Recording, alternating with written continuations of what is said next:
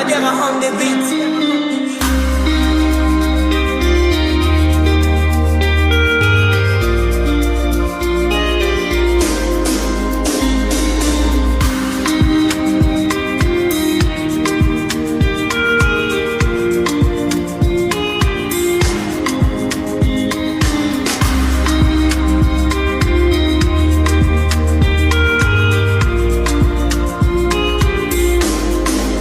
See mommy Nkechi, a rapper don't tell she the new for grave where my uche de Papa Emeka.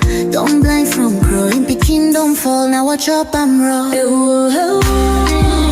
Me self they shake my hand no feel. Yesterday we laughed, today I just we more. If we don't stop this night where we they share, tell me who go sing for the ones we know, babe.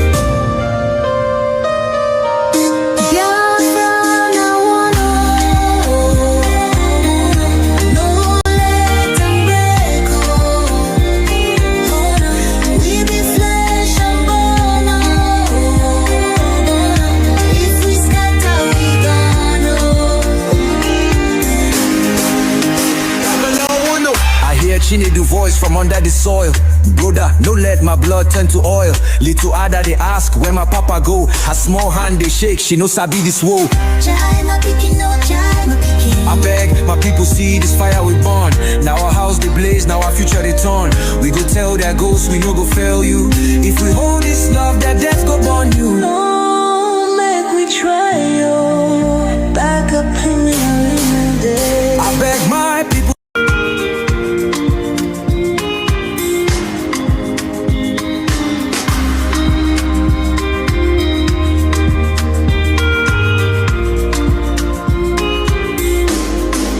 I see mommy Nkechi, a rapper don't tell she the new for grave where my uche de Papa Emeka. Don't blind from growing, Peking don't fall, now watch up I'm raw. Me self they shake my hand no feel. Yesterday we laughed, today I just we more. If we don't stop this night where we they share, tell me who go sing for the ones we know, babe.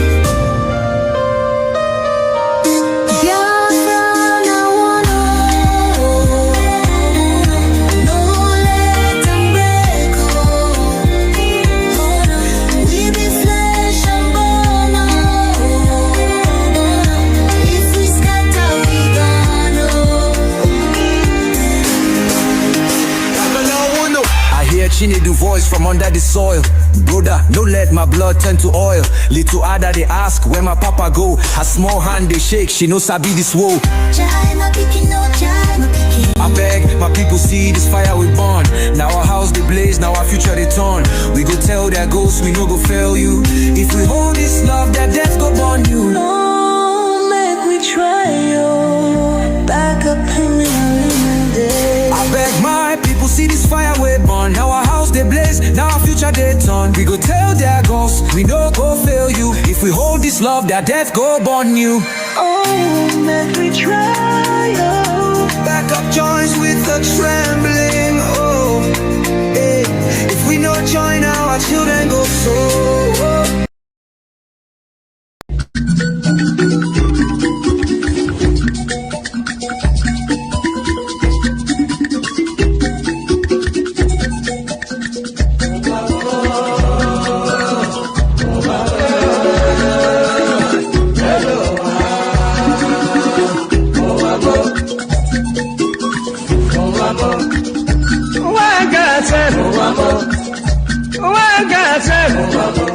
This is my wicked word.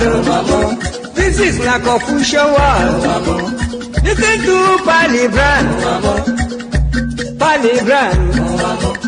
I'm really telling you a story about the one lady girl. Pali they go to work to. Pali they work for bank. Then I enter for motor. The river they go. The river they go. Opposite Udi. By the rocky hand the side. Along Gusukudu Road. I see people run. I see people run. Then I ask the driver, The driver waiting they happen. The driver waiting they happen. The driver tell the pali boy. See no day for talk. See no day for talk. It better you take your eye and see. Then I call the driver. The driver waiting, waiting. The driver waiting.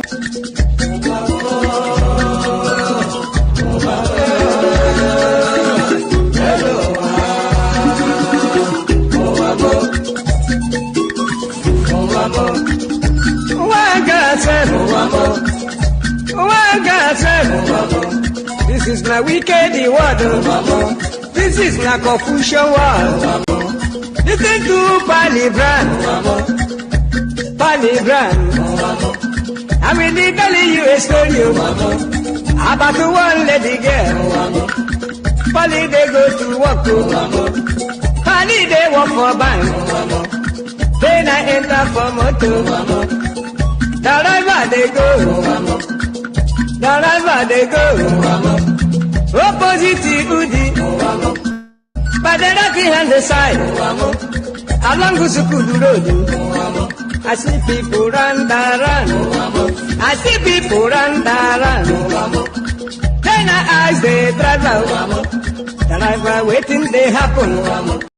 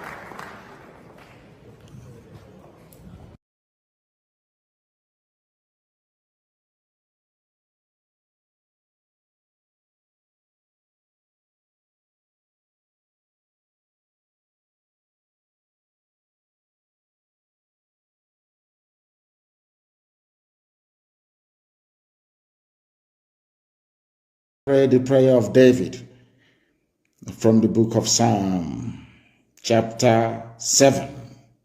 And I will pray in English because a lot of people are listening all over the world. I mean, a lot. Millions are listening all over the world. And I want them to follow our proceedings this very evening. Very, very critical, very, very important that we do so. O Lord, my God, the creator of the heavens and the earth, we take refuge in you. Save and deliver us from all that pursue us. Because if you look away from us, they will tear us apart like a lion and rip us to pieces with no one to rescue us. Because the world is against Biafra for no reason. We are hated, we are despised for no discernible reason. Only thee, O Lord God Almighty in heaven, is our Savior, not man. You must come to our rescue because you are our Lord and you are our God. If we have done this, if I have done anything, if there is guilt on my hands, if I have repaid anybody, be it friend or an adversary, with evil or without cause, have done wrong to any man or woman, then let the Fulani Janjaweed pursue and overtake me. Let them trample down my life to the ground and make me sleep in the dust. Arise, O Elohim, Adonai El Shaddai, in your anger, rise up against the rage of the Fulani Janjaweed Caliphate and the Zoological Republic. You will rise and you will fight for your children. You will awake, O Heavenly Father, Lord God Almighty, the creator of the heavens and the earth, the owner of the universe, for you must decree justice. Let your children and all men and of goodwill gather around you while you sit on top of your throne in the highest of the heavens, the habitation that only thee can ever occupy. Only you, O Heavenly Father, will judge the people. You will vindicate me, O Lord, you will vindicate IPOB, you will vindicate your children of Biafra, according to our righteousness, according to our integrity. O Most High, bring an end to the violence of the wicked. Bring an end to Fulani Janjaweed violence in our land. Bring an end to their abductions. Bring an end to their kidnappings. Bring an end to their extrajudicial slaughter of the innocent. Bring an end to their forced conversion of Christians into Islam. Bring to an end their mediocrity. Bring to an end their senseless feudal rule. Bring to an end their evil and their deception.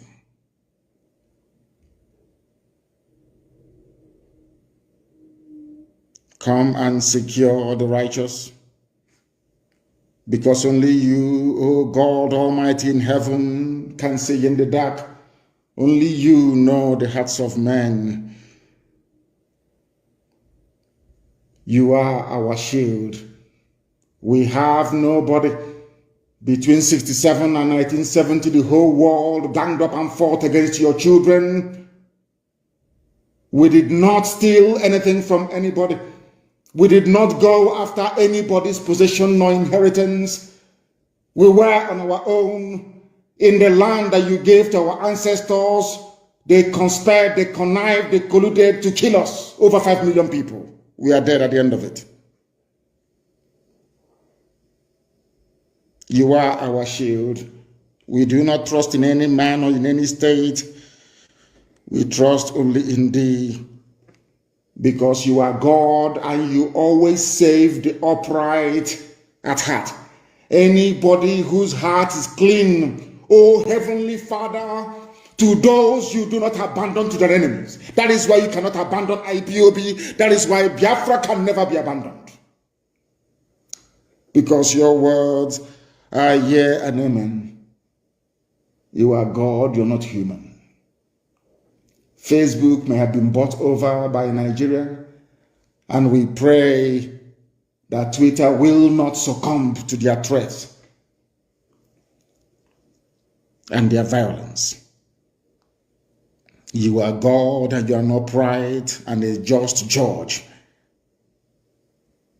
But you are also a God that displays his wrath every blessed day. If Fulani Janjaweed do not relent in what they are doing, if the Fulani Caliphate continues to pursue this scorched earth policy of abductions and murder and mayhem, then you, O Lord God in heaven, you will sharpen your sword, you will bend and string your bow, you will prepare your deadly weapons, you will make ready your flaming arrows. Whoever is pregnant with evil conceives trouble and gives birth to disillusionment. That is what is happening in the zoo called Nigeria.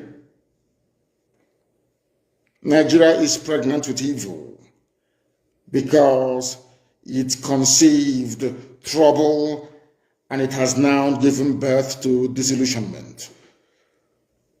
All the holes that the Fulani Janjaweed are digging for us into that pit, they are falling into one after the other.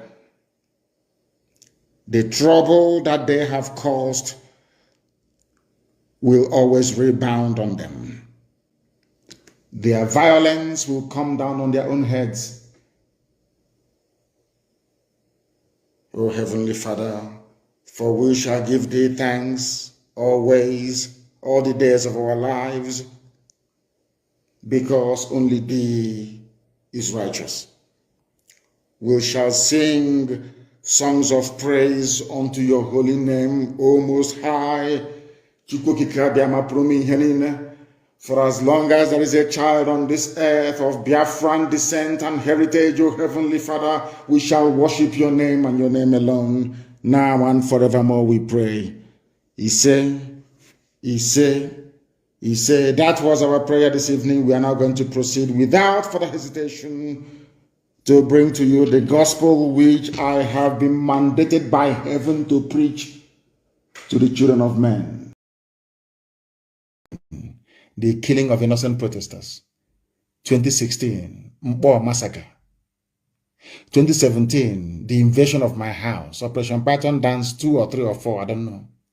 I lost 28 men. My mom, my dad are both dead as a result of Southeast governors, what they did. I'm asking them. So when you want to sit down to talk about insecurity, please start from the beginning. The same people meeting today to try and discuss insecurity were the ones who caused it. They caused it, not us. And we must all now live with the consequences. Those who want to destroy this country have shock coming their way, says President. Now, this is what the presidency, which is the Fulani Cabal, what they have put together. Can I also remind the governors and all these idiots in Nigeria writing rubbish every day? You can't kill people's children and you expect their brothers not to react. It's stupidity. It's called vengeance. There'll be vengeance, of course. So you're wearing army uniform, you're killing people, and you think every army officer will be safe. As long as you're going about killing innocent people, you are putting every army person on uniform at risk. The same goes for the police. All those years, you people were not going about slaughtering people. Was there any reaction? You people are the cause. You people, you come out, NSAS protests, you are there killing people. And you think that their brothers or their cousins will not avenge their death. You're joking. You are dreaming. You can write all your fanciful epistle about one Nigeria, insecurity, all that rubbish from now till thy kingdom come. It will not make any difference to us. No difference whatsoever. If you kill somebody, you're going to die. Be rest assured. Take up a and there are God punish all of you. Mad people everywhere. They said their president have written. But of course, we know it is Garba Shehu and El Rufai and Femi Adesina who are writing. You stupid animals called Nigerians. A speech of this magnitude should have been made by the president in person if he's alive. But some of you cannot reason. You want 2023 is the turn of my village and all that rubbish. So Yoruba media, you're demonizing Biafrans over the death of Gulag so that Tinubu can be president. And when they deny him presidency now, like Abiola, you ask Nigerians, come, let's go and demonstrate. Parochialism. That's what it's called. Let me ask, I have some questions to ask. They said the President Muhammad Buhari on Tuesday issued a stern warning to those who are bent on destroying the country through promoting insurrection and burning down critical national assets. A rude shock awaits them. What shock awaits me, Yetiala? Fulani, I'm asking you, from the Caliphate chairman, Sultan of Sokoto, to the last idiot, Alamajri Janjaweed on the street, I want to ask you a simple question. Let me ask, I want to say this thing. I want to ask Nigerians a question. Please. You know, God, black people, in my next life, I can't be a black person now. I have never seen a more stupid set of people. It may be the way Europeans are treating us, our colonial masters are treating us, is what we deserve. I'm telling you the truth. Maybe we deserve it. You people, you claim you are Nigerians, you went to school.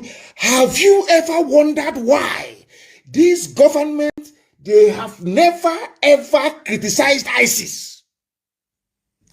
Every day is Boko Haram this, Boko Haram that, every day. Have you ever wondered why they have never? I want you to show me one single publication after the atrocities of these Fulani vagabonds and terrorists, where the government of Nigeria condemned ISIS in West Africa province. Show me one publication.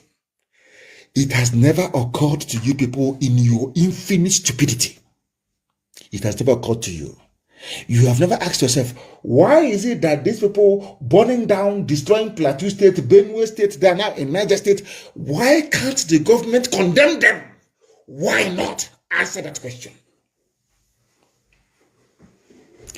But they are busy talking about agitation. You want to divide. And I want to do something I asked the governors now. I want to ask the Fulani presidency of Nigeria. My dear Fulani Janjaweed, who brought insecurity into Nigeria? A simple question. Which people own the fourth most deadliest terror group in the world? Is it not your so-called headsman Miet Yala? Fulani, who started the bombing of churches in Nigeria? Is it not you people? You are now turning around with the help of the chameleonic Yoruba media to twist the narrative. The same thing I asked the Southeastern governors. Southeastern governors who brought Operation Python Dance. Before you brought it, did you hear of any violent agitation anywhere? Why people fail to ask these questions, I don't understand. You are in a country you claim is the most populous, the biggest. I'm asking you, why is it that the government do not want to condemn the terrorist activities of ISIS in West Africa? Some of you were there writing. Our general, chief of defense, what's his name again? Atahiru, that idiot.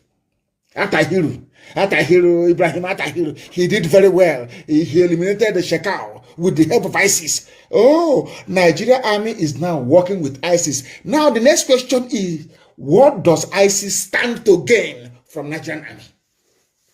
All of you Yoruba journalists, you're there writing junk every blessed day. You cannot reason. So now Chinas Angoru is threatening our gallant men. You know, that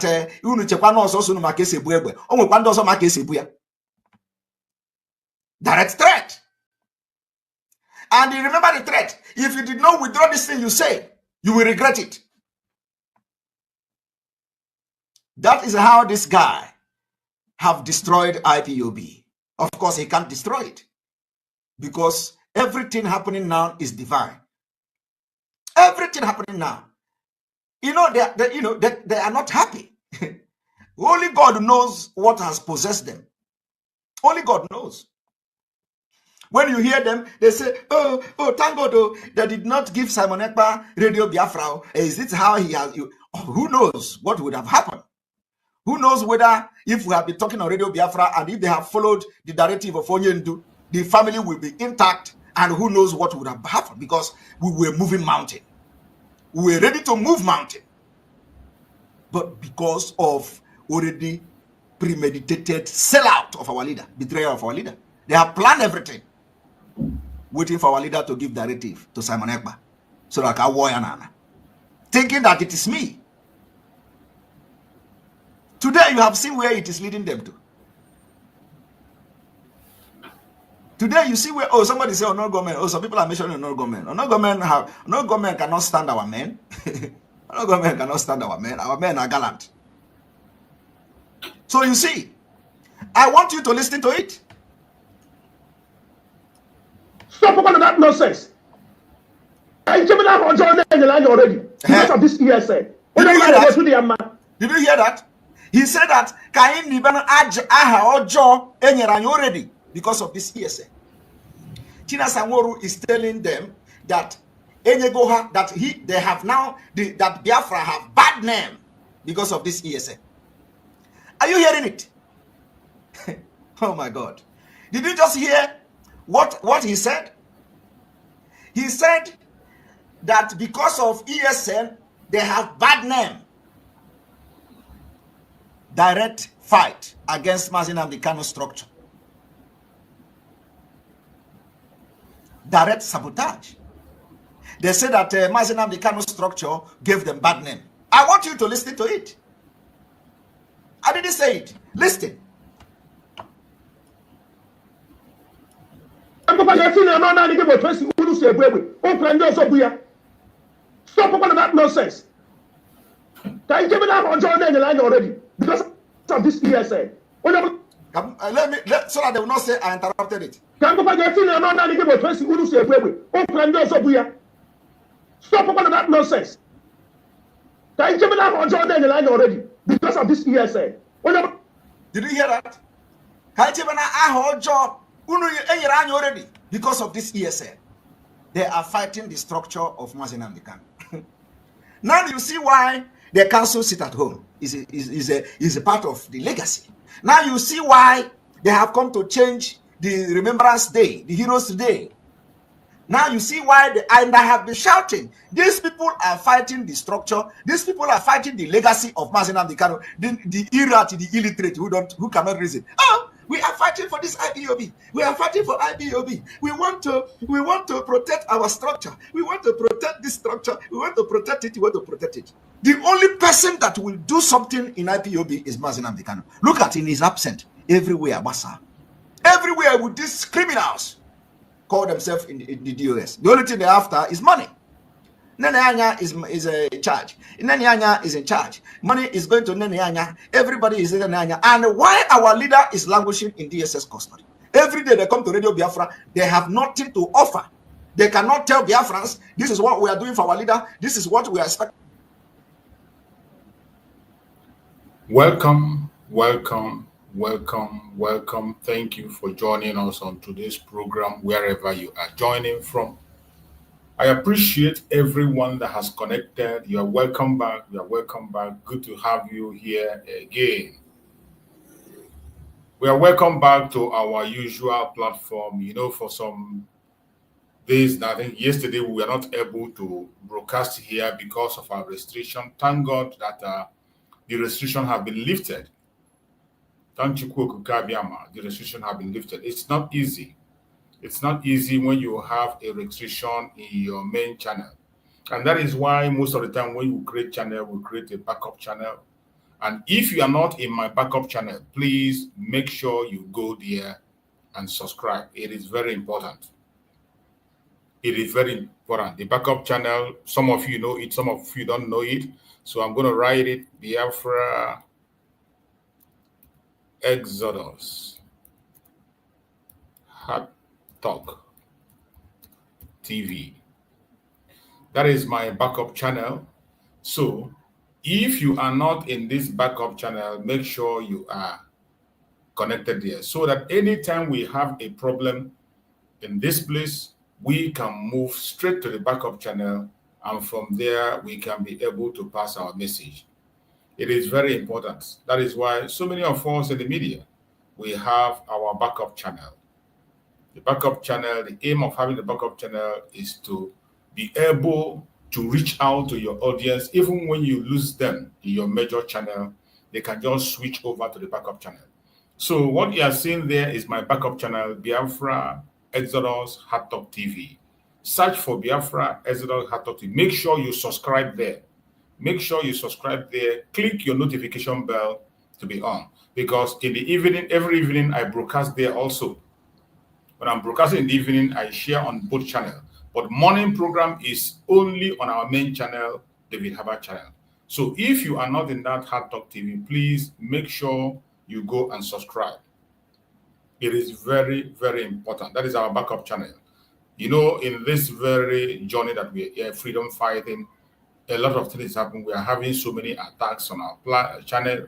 We are having so many enemies right, left, and center. They attack our channel. You might broadcast in the morning. The next evening, you find out that your channel is gone. You might just, like what transpired in our last program that I held there. In that last program, we were on live program. We are doing program, and they took down the video. We were on live program, took down the video. From there, we entered into suspension. We could not be able to stream here. But I thank you, today we can be able to stream. So try and get connected to the backup channel so that anytime we have any obstruction here, we can just go there and continue what we are doing. Because this is a very, very heavy task, a very important one that we cannot afford to take a break, not even for a second. We can't take a break. We have to hit it on fire by fire, just give it to them the way they bring it to us. So I welcome everybody once again. I thank you for your patience. Thank you for hanging on. Thank you for being around this morning as we continue to preach the gospel. And as you have joined, make sure you like the program and you share the program to other platforms. Share it so that other people can know that we are back. I know yesterday many people were searching for us and they were not able to see us. But try as much as possible to share the program wherever you are joining us. If you are joining us on TikTok, you're welcome. If you are joining us on Facebook, you're welcome. If you are joining us on YouTube, you are hosting the program, you are highly welcome. So we are going to go into our program. Remember, in this platform, all we speak about is the freedom of the Biafran people. We are much, much concerned about the freedom of the Biafran people. At the same time, the freedom of humanity. We are here to speak for humanity, to make sure that everybody is given their equal rights. It doesn't matter your religion, it doesn't matter your belief, it doesn't matter your opinion, it doesn't matter your orientation, it doesn't matter your location. We are not bothered about that. All we want is freedom. Live and let's live. That is why we are here. We are here to tell our stories because a lot of people have told our stories. Mostly our enemies have told our stories for a very long time. They have tried to change the narrative, to say things that are unfounded, to say things that are not true about us. And we have been silent. And all this while they preach their lies, people begin to believe them. It seems that they are telling the truth. But I bet you, this time we can no longer be silent. And that is why we have taken that challenge upon ourselves. So many of us have been able to open up a platform where we can be able to express ourselves and tell the world what is going on in the contraption called Nigeria, and more especially in Biafra land. It is an assignment that we will continue to embark on until we are completely free. It is not an easy task, but we must have to engage in it. And I want to remind everyone also that is watching us, because I know the whole world is watching, people are watching, that in this platform, we don't come here to instigate violence. We do not come here to preach hate. We don't come here to attack people or individuals. We don't come here for propaganda, blackmail, or any form of saga. No. What we do here is to set the record straight, say things that need to be said, put information out there, express ourselves, give chance to others to express their opinion. So if you have a superior argument, anytime we are online, you can come on and speak. Whenever we are online, either you are watching us on TikTok or you're watching us on any part, either on Facebook or TikTok or YouTube, if you have a superior argument or you want to make a contribution to any of our discussion or you have a question to ask, all you need to do is to send in your request. Once you send your request, I am going to receive your request. Initially, I do not accept requests from the TikTok, but this time around, when I see any requests from TikTok, I'm going to accept the request. And those of us who are watching on YouTube can equally listen and hear what the person has to say. We all have to put our heads together to continue to push out these informations, the truth and nothing but the truth, because there are a lot of false informations out there. You heard Mazi and Kanu while he was speaking, complaining about the Yoruba media. When we talk about Yoruba media, those who are in charge of most of the media in Nigeria are the Yorubas. They are the ones that dominate the media space, and they are not doing a good job. They are not doing a good job. Instead of using the media to stand for the people, speak up about the atrocities of the government, and tell the world the true situation of things, they walk along with the government because the government has forced them to bend their report and continue to push narrative of the government instead of telling the truth or standing for the masses. Everything they do is on behalf of the government, and they even join the government to persecute the ordinary people, persecute the Biafrans more especially. And sometimes you wonder why. Just like Mazi can ask, why is it that they are not reporting the atrocities of the government against the Biafrans in Biafran region? Why is it that the media, conventional media in Nigeria, are not reporting the atrocities of the government? More especially the things that are happening in Biafra land. That of the North, sometimes they briefly touch it, not that they report the fact, not that they go in detail. Sometimes they touch that of the North, but in the Southeast, they never talk about what is happening. They never go for any investigation. They never do anything. All they do is to sit in their office. The government will write a script for them, and they will go online and begin to spew lies. Just like they are trying to change the narrative today of something that everybody knows, including non-Nigerians. They know that the people that are causing trouble in Nigeria, causing confusion, causing the death that we are seeing today are the Fulanis. The Fulanis. It is not something that is hidden. Their invitation was made by the late President Muhammadu Buhari, invited them and gave an open door for them, and all of them trooped in, and they came in. One of the governors confirmed that they were the ones that brought them. So this is when we say it, they are not new and they are not false. Is that they are facts. There are evidence.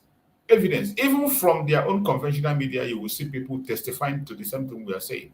But sometimes when we come online and speak on the social media, people don't take us serious. People don't take us serious. They feel we are only here to constitute nuisance, or we're here because we don't have something doing. But that is not true. Most of us have a lot of issues, have so many things to do. But yet, we are coming online because it is necessary. It is to save life. The situation of Nigeria today is a matter of life and death. And if you don't take a critical action, things will get worse. That is why every one of us in this journey of Biafra, we are not keeping silent and we are not relaxing. We will continue to speak no matter what it takes. No matter the propaganda, the blackmail, the lies they are spilling against us, we will continue to make our points. We will continue to make our points. That is why sometimes when I see my beloved brothers and sisters deviating from the real assignment, it is very painful. It is very painful because we have a serious matter before us, a matter of life and death. But some of us, instead of speaking about these issues, they prefer going along with propaganda, going along with blackmail, going around with analysis that doesn't make sense, analysis that can never make sense and will never change anything. But because, well, that is what the people want. Human being in their nature, that is what they want. That is what they want. They want to hear those fighting, where people are fighting. They want to hear where people are attacking themselves. They want to hear how people are destroying each other. They want to hear that their brother and the brother is fighting, and the sister is fighting. They want to go and hear that fight back. You said about me, I said about you. All those saga front and back. That is what the masses want to hear. And so many of us in the media are willing to feed them with what they want in order to have attention. They continue to feed them with what they want. But I bet you, if you are genuinely a Biafran, a time has come when we have to focus on the real issue. Time has come when we have to focus on the real issue. Wherever you are as a Biafran, I urge you in the name of Njoku, do not allow the propagandas of the enemies, do not allow the attack of the enemies to distract you. Don't allow it. The journey is a very tough one. It's not an easy journey. It is not a journey. Sometimes, as I always say, you will have some reasons to say, oh, I'm not going to be part of this again. But I tell you, at the same time, when you look critically on what we are facing, you will know that we have no other choice than for all of us to put our heads together and fight this battle until we win it. Are we going to win the battle? Definitely we will. We are going to win the battle. There's no doubt about that. We will win the battle. All we need to do is to be consistent in whatever we are doing. Try as much as possible to be consistent. Don't allow anyone to distract you. Distraction is going to come from left, right, center. So many people are going to be able to come against you. They will lie against you just to make you walk away. Don't walk away. Don't. They are going to provoke you just to make you walk away. Don't. This is a matter of life and death. Going back is death, but going forward is safety and security. And that is why we must have to continue to move on, regardless the situation. Is everything roses? No, it is not roses. Is everything okay? Everything is not okay, but we can make it right. With time, we can put things in its place. And more especially when you remember those who have fought this battle before us, you remember the path they have gone, the suffering they have suffered and continue to suffer till date. You will know that it is not wise to allow them to be on their own. You will know that whatever you know that you are doing that is jeopardizing the freedom of Biafra today, it is time to stop. It is time to stop. Anything that you know you are doing that is jeopardizing the freedom of the Biafran people, if you have conscience, you should know that it is time to stop. When you look back and see what has transpired, the number of lives I've lost, and every other thing that is happening, even as we speak, you will know that there's no need for you to continue to go in that path. So I urge every one of us to focus on the real enemy, because the real enemies are not stopping. They are not stopping. Nigerian government is still, up to today, committing genocide in Biafra land. As we speak, Olo is burning. Okigwe is burning. Anambra State is burning. And nobody cares. Nobody cares. Your political elite, your traditional rulers, every one of them today is looking towards their evil selection. Evil selection. Even when you know that that selection is not supposed to happen in Biafra land. Selection is not supposed to happen in Biafra land. Not in 2025 at this month. It's not supposed to happen. No sensible person should be talking about that in Biafra land. But because we are not doing what we are supposed to do, they have now gathered courage to continue to speak about the election that is coming in 2027, and they are preparing heavily, even campaigning and doing all manner of things. But you and I know that the Biafra that have been declared on the 29th of November 2024, if we really we are serious and we want to maintain it, nobody should be talking about anything that has to do with election in Biafran territory. We will force them. Just like Mazi said, that I will drag you into Biafra. He said it, I will apakaleke you into Biafra. When he was talking and nobody was listening, they said it is his business. Mazi went ahead to say, I will apakaleke you into Biafra. Whether you like it or not, I will drag you into that Biafra. He will drag you into it. And he didn't just say it and go to sleep. And when you look at Mazi, you see that he was ready to drag everybody. into that Biafra. Because it is the right thing to do. It is the right thing to do. No, some of us, we can never do a thing until when we are beaten with a very hard rod. Some of us can never change or think normal, think accurately until they are beaten with a very hard rod. That was why when Mazi and Kanu preached, if you listen to the voice of Mazi and Kanu, he preached a hard message. Mazi and Kanu doesn't preach a soft message. He doesn't preach so that you will clap for him. No. That is why when Mazi and Kanu remembers any topic he brings, he will destroy that topic completely. He will speak about it. It doesn't matter who is concerned, whether his brother, his sister, his uncle, his parents. He will speak about it the way it's supposed to be without looking back. Because that is what we need. That is way to bring back our senses. And we need Mazi and Kanu at this point in time. We need him just like yesterday. We need him. Because Biafrans are going astray. Biafrans are going astray. And more people are going to go astray if nothing is being done. The presence of Mazi and Kanu and Mazi Simon Ekpa matters a lot at this particular point in time because a lot of false informations are flying right, left, and center.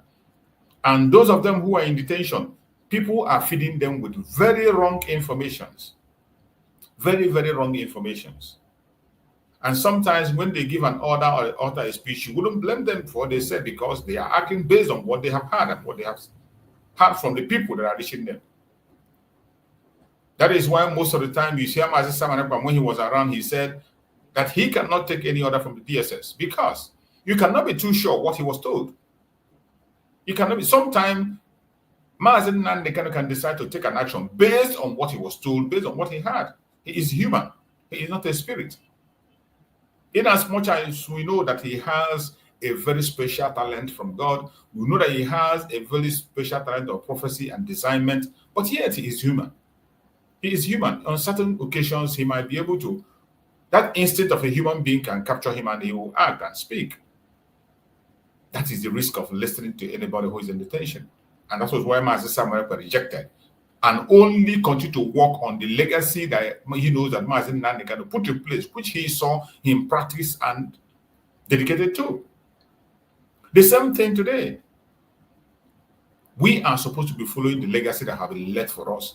Exact legacy that was the same way things we have done in the past and continue to move on that path until our leaders join us and we will do better. Wherever you are, at this stage of this struggle, every one of us have a responsibility. Do not leave your responsibility for anybody. Don't. That area you know you can perform. Continue to do it. You are making difference. You are making a difference. They will try to discourage you. They will try to insult you. They will try to degrade what you are doing or what you are saying. They won't even listen to you. I'm talking about some Biafrans, they will even insult you. More especially those of us in media. We get all this insult every day. Some people come on your comment section. All they come here to do is to see what you have to say that doesn't go along with what they believe. And once you say something that does not go along with what they believe, they begin to attack you. Either they call you a saboteur or they say you have taken money or whatever. It is madness. It has gotten to the extent that some words today are being abused in our midst. So many words we use today are being abused. It is very easy for a Biafran today to call a fellow Biafran a saboteur. It's very easy for a Biafran to just look at a Biafran and say, oh, you have been paid, simply because you disagree on a certain issues. Simply because you disagree on a certain issues. The next minute you see them pushing propaganda, calling you different kinds of names. And if you are not one of those that have that thick and tough skin, you might get it wrong. You might get, out of annoyance, decide to take a walk. But for those of us who have seen the ups and downs of the whole thing, we have seen the good times and the bad times, we have gone in the trenches and all that, and we are back. All those things doesn't really matter. That is where once we speak on a neutral level. As I have always said, I didn't come to this very restoration of Biafra to make enemies. No. I cannot create an enemy because of the cause of Biafra.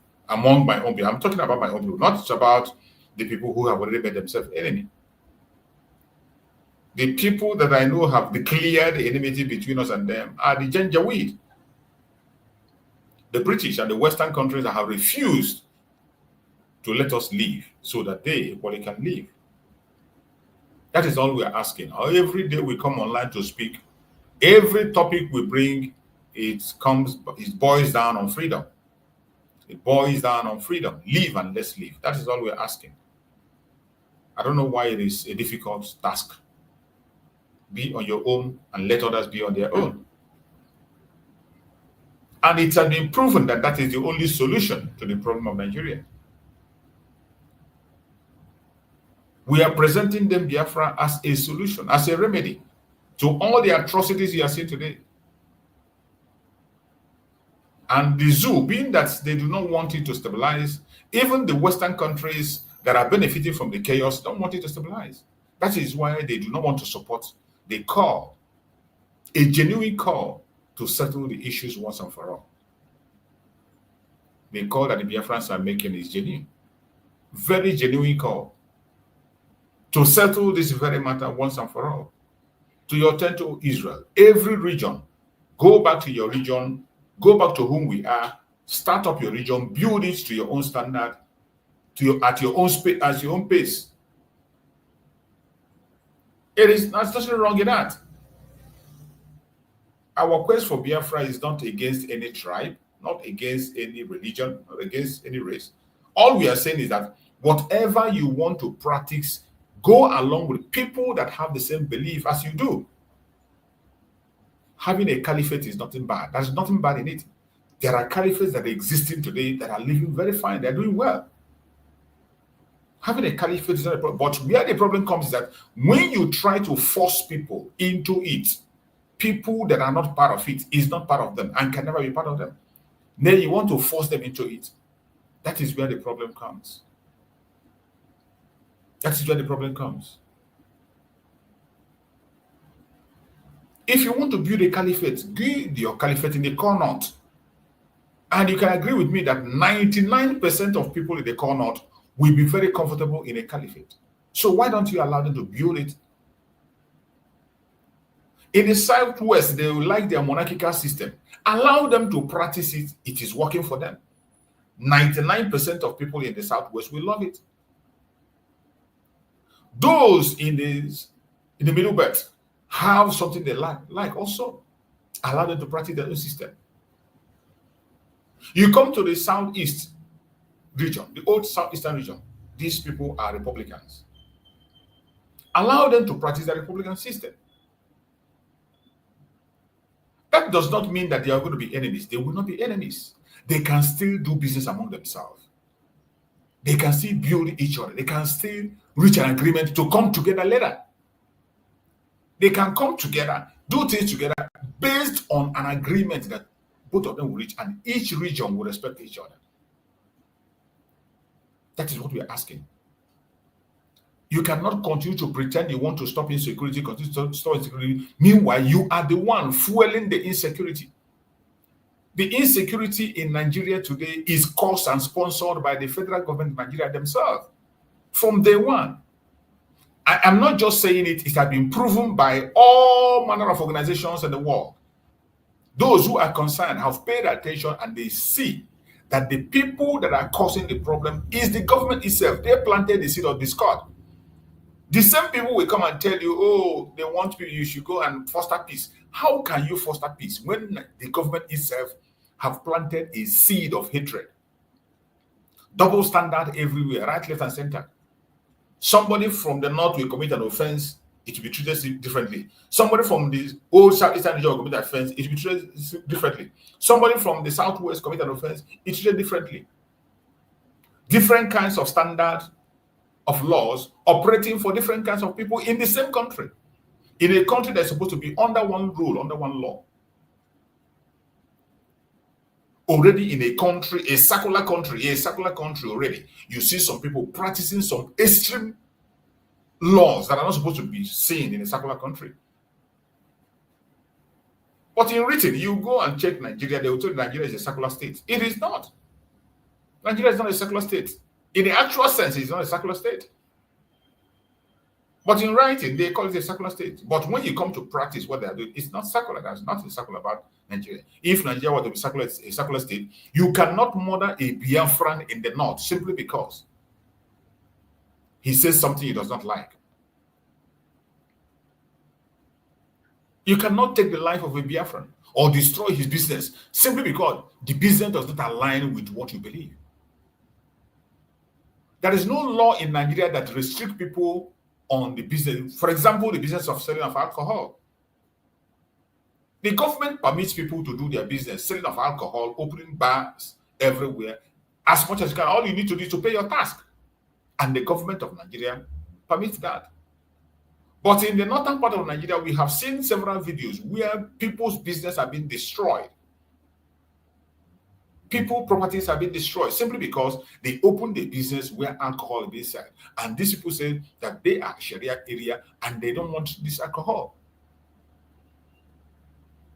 And because they want a caliphate, they prefer to practice the Sharia. They destroy the properties of people up to the extent of taking a life. Who do you blame? I do not blame anybody than the government that have seen that these people cannot coexist together. All you need to do, to your tent, O Israel, every region be on your own. Go back to whom you are. How can you be in a secular state at the same time you permit some of the state to be practicing Sharia, exposing the life of people to danger? That somebody will be murdered simply because you told somebody, don't pray here, go here and pray. The next thing they say, you committed blasphemy. And before you know it, they surround you and you're gone. That you made a suggestion in a WhatsApp group, in a school WhatsApp group, you can't even speak. That you made a comment in a school WhatsApp group, next day they come to your house and they attack you, they burn you and they take your life. That somebody was urinating in certain place, but because he was standing and urinating, they stoned him to death. How is that kind of area a secular state? Why is the world silent about all this evil?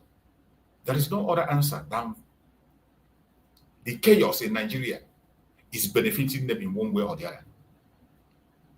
Because of the chaos, that is why they are able to steal as many resources as they know. And you know that these resources are in the southern part of Nigeria mostly. The southeast, Biafran land, that is where the resources are. So they continue to use the rest of the Nigerians to oppress the southeast so that they can be able to be extorting the minerals without any obstruction. But I bet you that cannot happen forever, because the crop of individuals that are come this time around will fight with everything in us to end that very atrocity. We are going to fight to end it and let everyone be on their own and be free. It is not an evil quest. It's not a quest out of hatred. No, it is to save life. The only people that are genuinely concerned about human life in Nigeria today are those who are asking for disintegration of the zoo. If you are not asking for the disintegration of the zoo, you don't know what you're doing. You are only empowering the destruction of lives. You are only equipping them more and creating space for them to take more lives. You're only sponsoring the Boko Haram and the terrorists indirectly. Anytime you come and encourage Nigeria, you say, let's be one Nigeria, one Nigeria. Anytime you say that, you are inviting terrorism into Nigeria. And every one of us is going to pay dearly for that.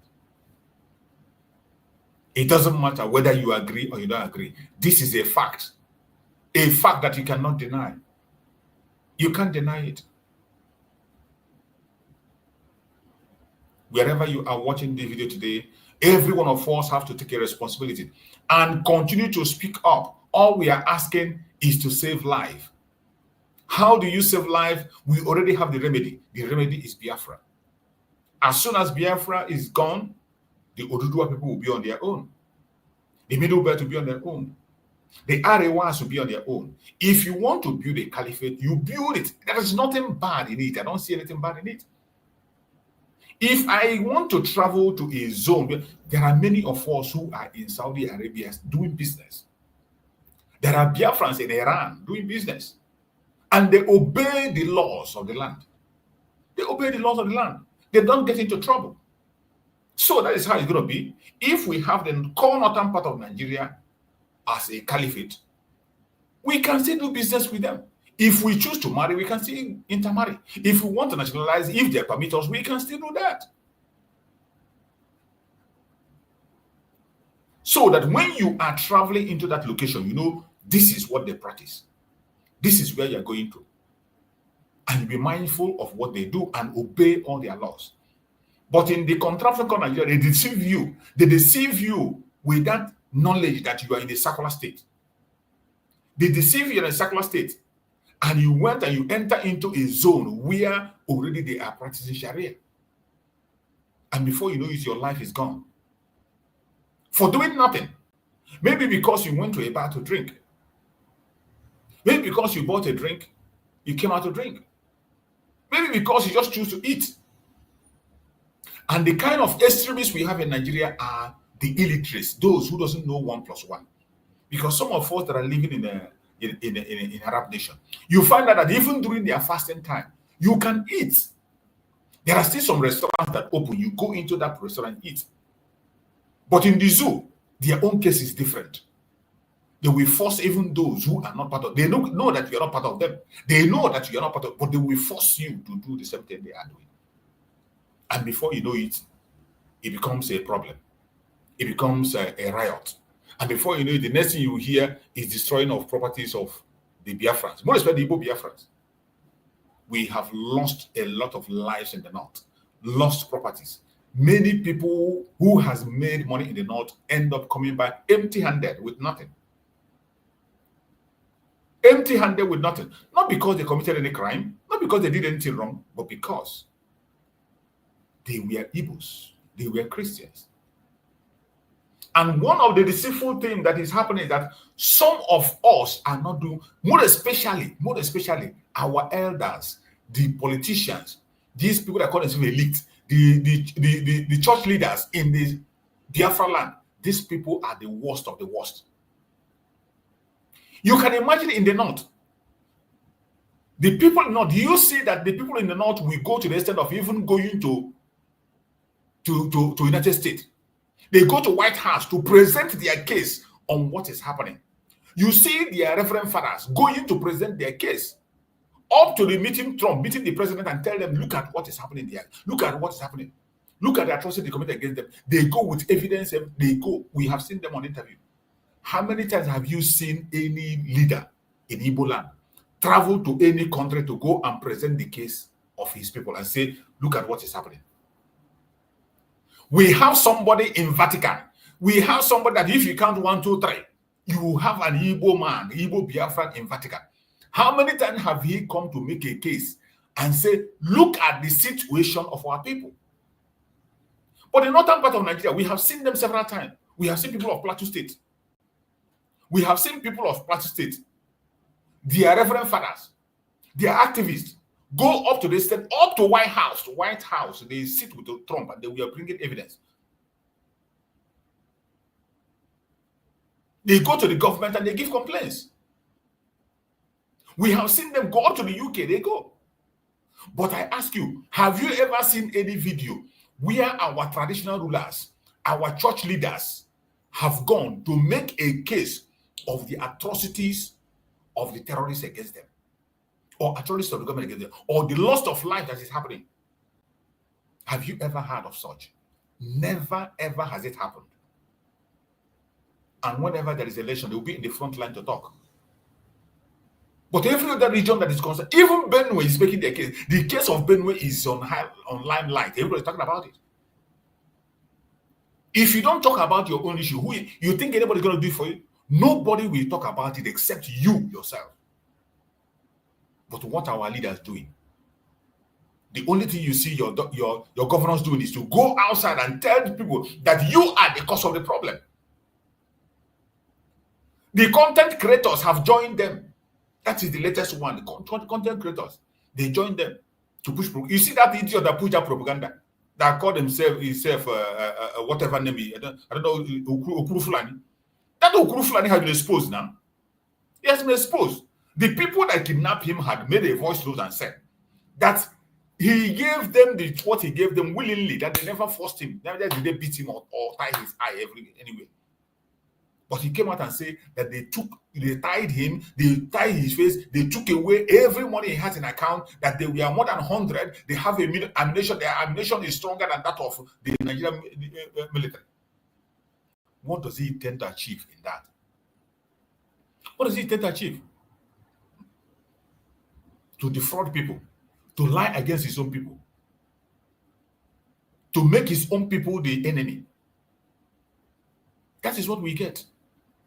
But go to other regions. I have seen people from Benue State, their content creators from Plateau State. I have seen their activists going all the way to Europe and America to go and make a presentation on the atrocities of the Janjaweed against them. How many times have you seen anyone? Even our people that are on the front line, we have many notable people, popular men and women across the world in different offices. How many times have you seen them making a case for their people? How many? Have you ever heard of anyone? Have you heard any of them?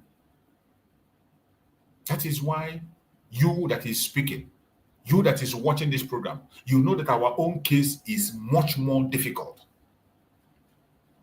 That is why certain times when your brother offend you, ignore, because we have a tougher enemy. Tougher enemy. We cannot continue to look to ourselves and fight ourselves. We have a very tough and difficult enemy ahead of us. I pray that Njoku we touch every of our hearts so that we can at least pay attention and look at those who laid foundation for us, the foundation they laid. They never look back. That is why I chose the topic I chose, and he said, Supreme Leader Mazi Nnamdi Kanu and Prime Minister Simon Ekpa Njoku legacy, ending the unending war against Biafra. The people that laid the foundation for us, our Supreme Leader Mazi Nnamdi Kanu and Prime Minister Simon Ekpa, their mission is to end the unending war against Biafrans. And they didn't just talk it on their mouth and go and sit down. They were fighting day in, day out. That is why every day when I play the voice of Mazi Nnamdi Kanu, when you hear his tone, you know that when he was with us, he wasn't joking. He wasn't smiling. The same thing with Mazi Simon Ekpa. He wasn't joking, he wasn't smiling. The major focus was always on the real enemy. The major focus. Even when they want to address their people, already you will make sure that the enemy is on a hot seat already. The enemy will be on a hot seat while you address your people. But so many of us today have left what we are supposed to do and we are doing something different. And we'll talk about the situation of Nigeria.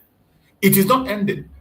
And if we do not fight for ourselves, nobody will fight. Let me tell you, if you think they don't know what is happening, the whole world will know what is going on.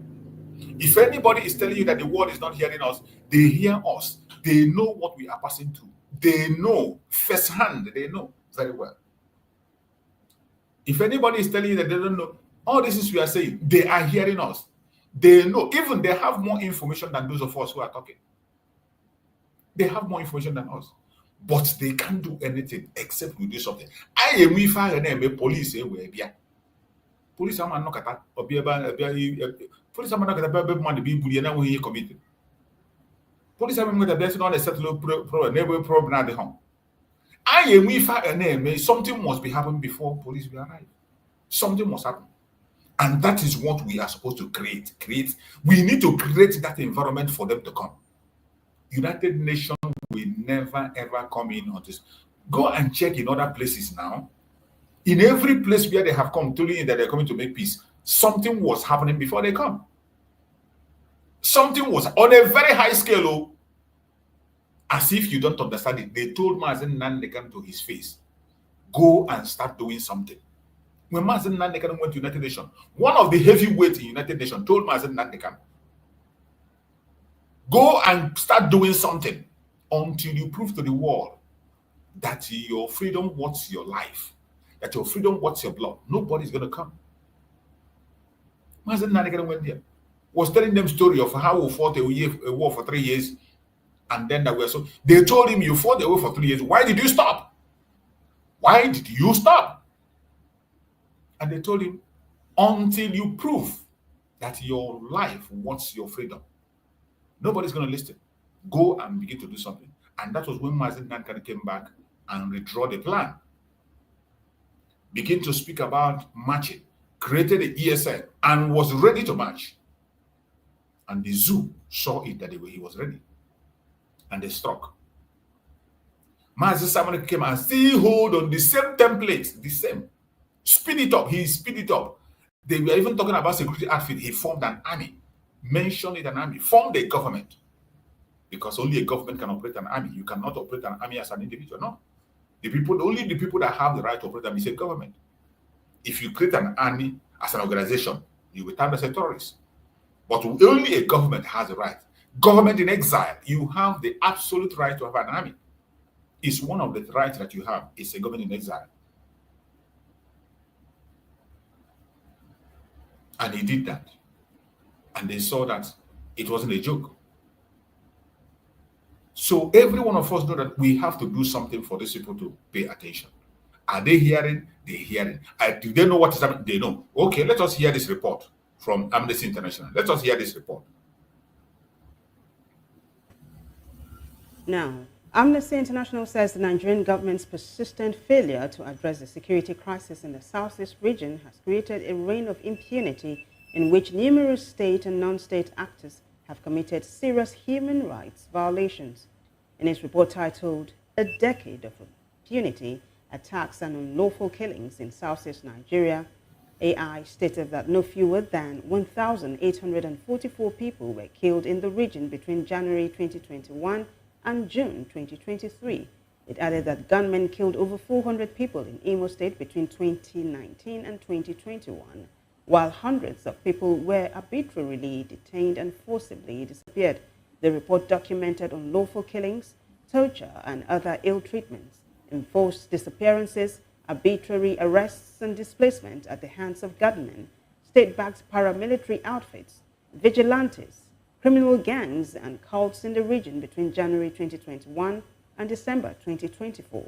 According to Amnesty International, the Nigerian authorities' brutal clampdown on pro-Biafra protests from August 2015 plunged the Southeast region into an endless cycle of bloodshed, which has created a climate of fear and left many communities vulnerable. Did you hear the report from Amnesty International? Amnesty International indicted Nigerian government of the insecurity they see, the loss of life, the abduction of Biafran people. The government and all the security outfit they are creating, indicted by Amnesty International, reported in their own conventional news. So it is not that they don't know what is happening. The same thing we are saying, that is exactly what Amnesty International reported. But action, who is ready to take action? Who is going to take the action? Nobody's going to do anything except we trigger that action. It is we that will press the trigger. It is we, you and I, that will press the trigger. That is why there are certain things we have to overlook and work assiduously to make sure that we get to where we are going. My brother Greg, you're welcome. Thank you for joining, my brother Greg. Go ahead and take the mic and speak to us, my brother Greg. Yeah, Mazi, good afternoon. Happy to see you again. I was listening yesterday, tried to know if you're online. I try everywhere. I couldn't see you. I said, what is going on? Is Chu sick? Thank God to see you again this afternoon. Yeah, they took my. I was live yesterday, but I was live on my backup channel because when we were having program 2 days ago, we were on live program and they took my program down. they took down my live program. So that was why I could not be able to, they banned me from having a live stream. So that's why I couldn't be able to stream here yesterday. So I have to stream on my backup channel, Biafra Exodus Authority. Many people don't know the platform. So if you don't know the platform, everybody should go and subscribe to that Biafra Exodus Talk TV. So anytime we have a problem here, that is where I go to broadcast. Biafra Exodus Talk TV. That's what happened, my brother. I was live, but I was using Biafra Exodus. Not many people know there. So thank God that this morning they restored our live opportunity here. So I had to come back. Okay, thank you so much for coming. Yes, good afternoon, Biafrans, and our greetings go to our leaders, Mazi and Kanu, wherever he is, and Simon Ekpa, our PM. Yes, every day is our duty to call upon God for his goodness and mercy for Biafrans, especially those, our leaders and Biafra who are in the jail because of their quest for freedom. We pray to Mazi and Kanu that God who started this job with him will accomplish it.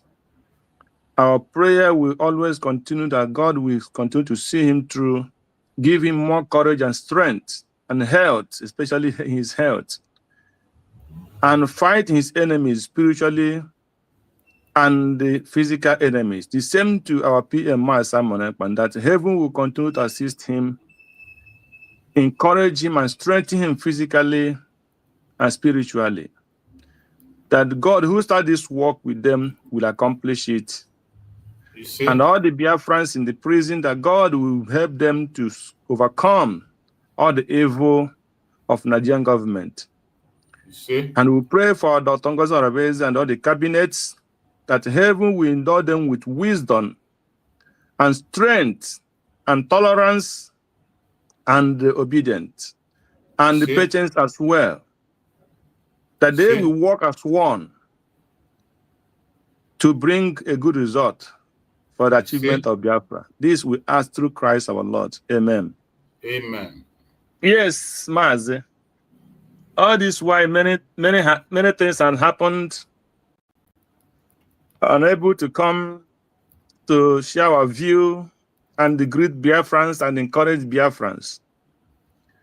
I thank God you are still on the track. It takes strength and wisdom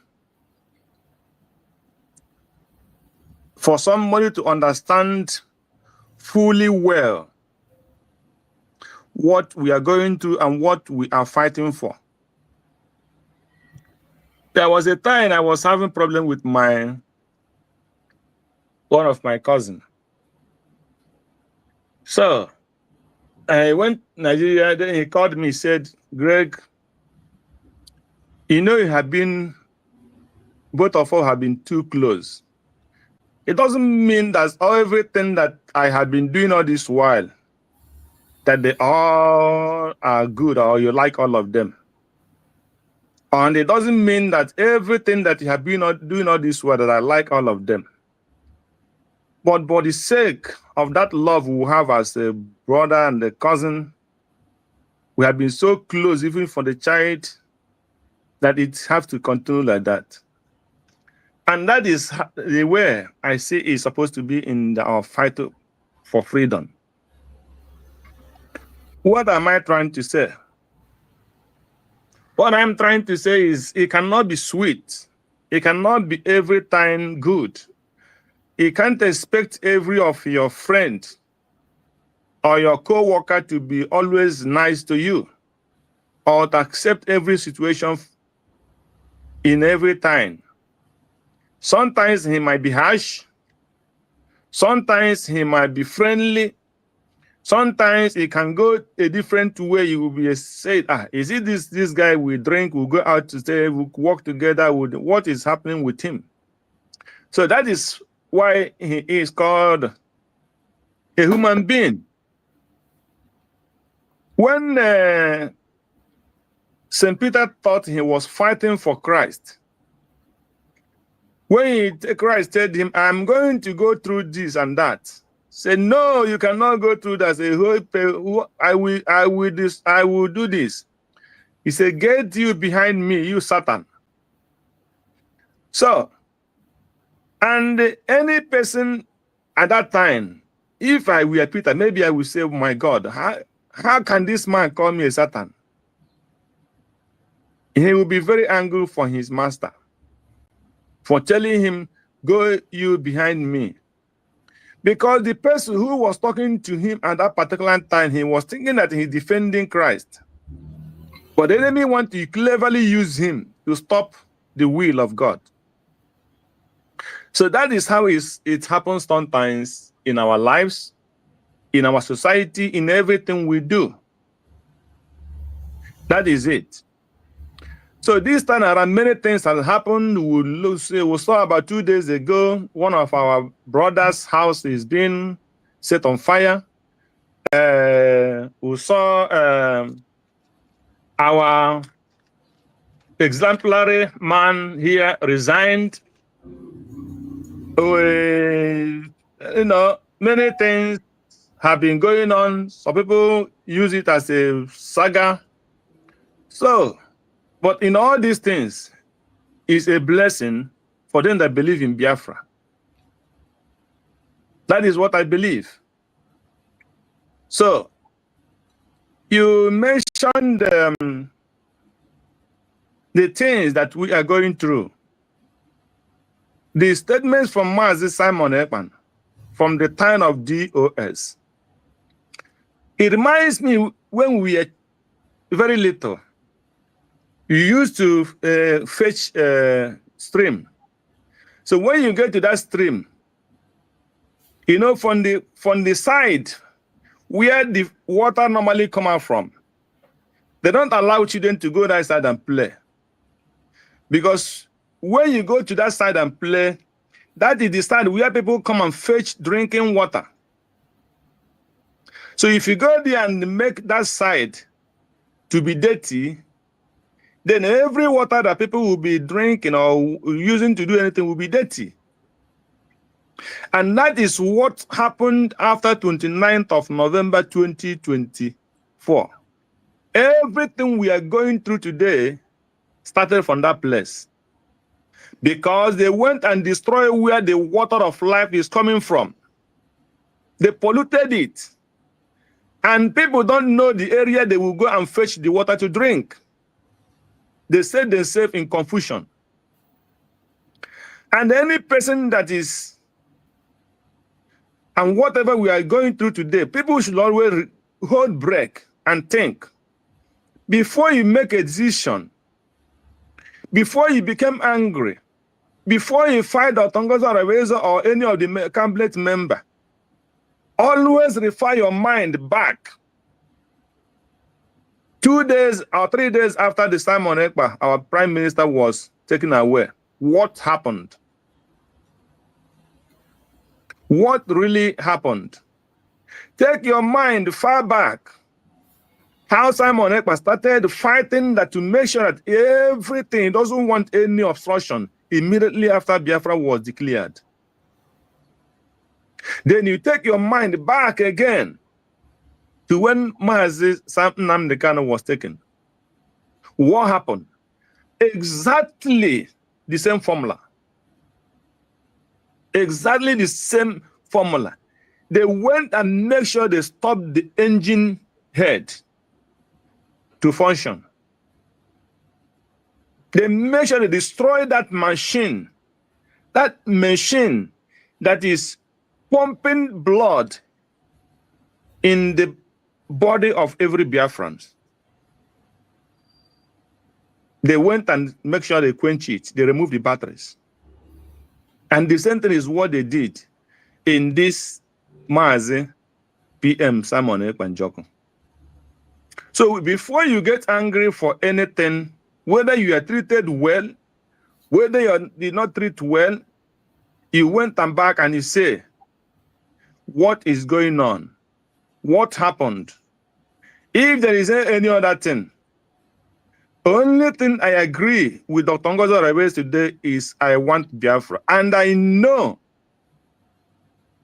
that the woman, whether she's doing it good or whether she's making a mistake, the most important thing that I can assure myself, who is speaking now, is this woman wants Biafra. So if she makes a mistake or if she did not make a mistake, the most important thing for me that I'm convinced is she wants freedom for Biafra people. That is the most important thing for me. So if I want to attack her, I will remember, I believe Dr. Ngozi Oraweze wants Biafra. That is very, very important. So what I'm trying to, the point I'm trying to make here is this. After in all these things we are going through, the prayer of every Biafran today have to be, let God himself correct all these errors. Because even though they release our PM, Simon Ekpa, today, if he come out today and said, thank you, Dr. Ngozi Oraweze, for what you are doing, all these people will do what? All these oppositions, they will turn against Mazi, Simon Ekpa and Njoku, because they have some informations. If Mazi Nnamdi cannot come out today and say, thank you, Dr. Ngozi Oraweze and Simon Ekpa, the criminal DOS will do what? We gang up against him because they have some informations. That is why in everything somebody do, you pray for God to give you the right information and to give you the courage to take that right decision in anything you are trying to do. I'm not trying to say that if Mazi Simon Ekpa come out today and he said, thank you, Dr. Ngozi Oraweze, for doing this, that we are afraid of all these evil gangs. No, we are not. Or Mazi Nnamdi Kanu, we are not afraid. But when you are 100 and the 2 or 3 is minus from you, it is not a celebration or Thanksgiving. No. We would wanted us to be remaining as we are, as a tight people.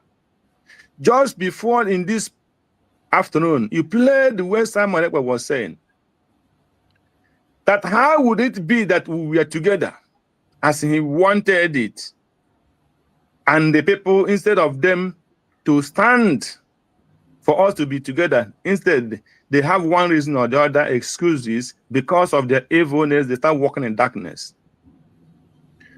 I'm just trying to make my statements in a little bit parallel, but I don't want to go direct. So, but what I come this afternoon to encourage every Biafrans, if you are in the military, sit down and ask yourself, when they took Mazi Nnamdi Kanu and the DOS started making all these things, what was the amount of damage we had? And where did we find it so difficult to stand again? And how many lives were wasted? And how many properties were wasted because of those instructions from DOS? And today again, when they took our PM, Simon Ekpa and Njoku, and somebody have to disorganize the military, what are we facing today?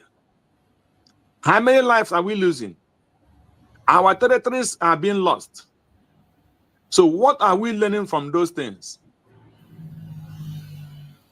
So these are the things that when I was listening yesterday night, Kai, one of our brothers came, he said that he used the language Kelena said, that any time we do something, we go contrary, either good or bad, a consequence. There must be a consequence for that. So all this we are hearing now, seeing today, is the consequences of the action they took after 2 days or 3 days. Our prime minister was taken away, and there were many evidences to show that they had all these things in plan even before he was taken away. So that's why it shocks me when this my brother resigned and he started saying that we are not following the template of Mazi, Simon Ekpa, the Prime Minister of Biafra. So when we are saying something, when we want to do something or we talk, let us always calculate the consequence of what we are trying to do. Are we building or are we destroying? If I am angry for any person, let my anger not go to the level of to scatter many things. Because if Dr. Ngozi Reweze is not following the template, then why am I following her? And then who am I supposed to follow? So statements have consequences. And our Njoku na-agba. So let us be extremely careful in whatever we are doing. Let us focus and stand to do the right thing. Let us not look back. Let us not finding errors. Instead, encourage her to do good. Stop the criticism. Stop the blackmailing. Stop the anger. It will only lead to what we are experiencing in Okigwe and all these places. Let the so-many called men on ground, the military, sleep and think twice and know if they are going front or if they are going back, and they still have time to change so that it will not be too late. Many have gone and they don't want more to go. Even let those people who are mistaken, even let the betrayers not die. Let them live and see that God can do things on his own. That is my message. Thank you, Mazi, this afternoon. And may you continue doing all your good work. May God bless you, Mazi. So much for your speech.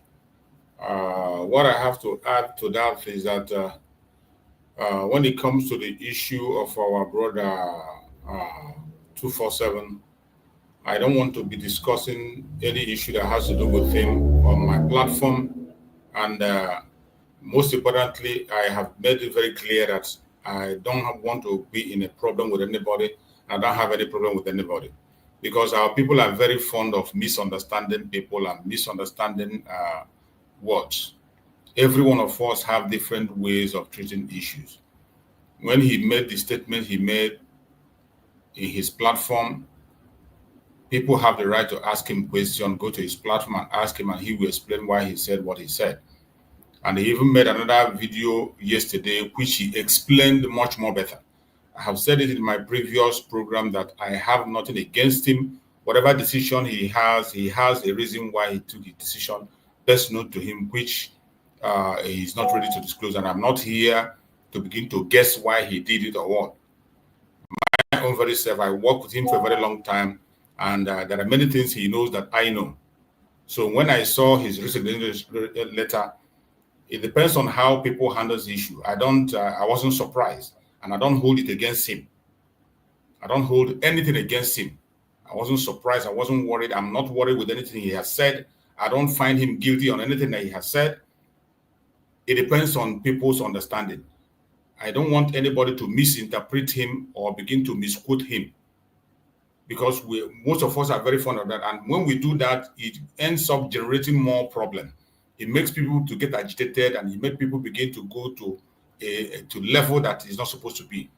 Just like when I also did program, when I was asking people, when it comes to the men on the ground, there is no point insulting anybody. Don't insult them. Just go ahead and continue to ask for unity and continue to lay your own complaint or your ideas the way you feel things has to be done. So I don't want, let anybody not hold any grudge against anybody. More especially when it comes to 247. 247 have worked a lot. He has worked a lot. He has worked a lot, and there are so many things that he knows that so many of us today that are speaking about this very issue or want to interject do not know. That is one thing with us. Those of us that are immediate, there are so many informations on our table that I cannot even disclose. I can't even open my mouth and say. That is why sometimes even I prefer being an independent media. If you're an independent media, you have that platform to say anything you say. If you decide to say it, you say. If you don't want to say it, keep silent. But when you are not an independent media, you are operating under an organization or any other group or any government, you have limit to what you can say and what you can do. So sometimes when you see somebody say a word, let us not be too fast to condemn or to attack or to trigger the person. Don't trigger the person to begin to go to an extent that is not supposed to be. All we need to do is to be calm, watch, or ask questions. You can reach out to the person. Most of us have numbers. Those of us in media, we have our various numbers to contact. We have media, we have platforms. We come online on a daily basis. You can come on platform and ask the person a question, and the person will give you an answer. Let us not create more problems for ourselves. Let us not create more problems. What I'm preaching again about is unity. As for Biafra, I have no other choice. I have said this several times. I wish I had another choice. I wish I had another. My lookout is Biafra. And the Biafra I'm talking about, I know where the foundation started. I know why I started doing it. I know what the plan is. I know what the structure is. I don't need anybody to interpret it to me, and I don't need anybody to come and tell you, look at the structure, look at that. That is not. This is the structure. This is not the structure. I know it. But the way we handle issues, each and every one of us, is different. We always have to understand that everybody have different ways of handling issues. Some might be right, some might not be right. Sometimes you just keep silent at once. Maybe at the end of the day, you will see why the person did what he or she did. Maybe at the end of the day, you see that the person was even right, that the person took a very good step. Instead of causing more confusion, or instead of being a hindrance to those who feel that you're a hindrance, you step aside. So there are many angles to all these issues. That is why we better not trigger anybody or discuss anybody. We let it lie. As at yesterday, I saw a program that he made. He also made an elaboration and explained there that he has no problem with anybody. He's not ready to explain it to anybody. He just wants to take his rest and have some peace for some time. So let us just take it like that, and let us know. I know that Biafrans are worried. I know. I can understand your feelings and your worried and your distress. And myself, I feel the same way. But that doesn't mean that people do not have the right to express themselves. Whoever wants to express himself the way he wants. All we have to understand is everybody have different ways of handling issues. For me, personally, I have a way I handle issues. I have the way. You might not, even when I'm angry or when you cannot even find out. Whenever you see me speak out or begin to voice out, people should just pray that they don't see. So you just pray you don't see such kind of part of me. It is not good, and that is why I try as much as possible not to go to that angle. I don't go to the angle of maybe arguing. That is why even in my program I avoid calling people's name. I don't go personal. I have said it several times that I don't want to have problem with anybody because of Biafra issue. I have learned a lot of lessons all the way from Mazi and Kanu, till today. I have seen people come, I have seen people go. I have seen big ones, I see small ones. I have seen issues. I have seen how issues were resolved. I have seen people who have said one or two things and later on it turns out to be different altogether. So with all those experiences, that is why today I have been able to survive. The name I use here, Chuk Survival, is not a guy name. It's out of experience and what I have said. I have survived so many things. Some people I started with them, some of them are dead. Some are in prison. Some are no longer talking about Biafra. Some people will not even talk to you because of that. In the name that you are still in this thing. So you see they follow them, they talk this thing. Some because of that, they don't reach out to me today. So, but it's a decision that I took for myself. And I know how to handle my own part. And when it comes, I handle it. Most importantly, I do not trespass into somebody's territory. I don't. That is why when I'm operating in any government, in any place, I focus on my department. Things that have to do with my department, I talk about it and deal with it. When you throw out those ones that doesn't belong to my department, I will run away from you. For security reasons, for safety purposes. So my brothers and sisters, I understand the feelings of everyone. Your feelings and your worries are genuine, but we should make sure we control how we approach issues and what we say in order not to trigger anybody. We have a level ground to pray. There's nothing that is except the person die. Apart from death, every other thing is possible to repair. The only thing that you cannot repair is death. When death comes into it, it becomes a problem. And that is why I cry when I remember what transpired before and what is about to happen. It gets me so worried that sometimes when I begin to talk, if you don't understand me, people misunderstand me, or people begin to reason a different way. But it doesn't really matter. I already been here for many times, and I know that Biafrans are very good in misinterpreting somebody. Some people will come to your platform, they just want to hear what you will say. When you say it, they will take it and go and do a program. They can't even have a constructive topic for themselves. So I try as much as possible to control myself and stay on that lane. Do what I have to do. The purpose is Biafra and nothing else. My purpose of here is Biafra. And as long as our enemy is still out there attacking and fighting us day in, day out, we must not lose our guard. We must not lose focus. Anytime we lose focus, it is to their own advantage. Anytime we lose focus, it is to their own advantage. I saw a video that I saw on what was happening. When I saw that video, you can imagine why we are busy speaking about other things, why the governors are busy talking about the election, why Soludo is painting us black. I saw a video where a girl was confessing how they took the life of his brother. They took the life of the young man because the Fulani herders captured this girl and his brother, and they were forcing the boy to sleep with his brother. The boy said instead he would sleep his sister. Let them take his life, and they did. Look at the video. You know, some of the videos we cannot able to show, but I try to cover it up so that.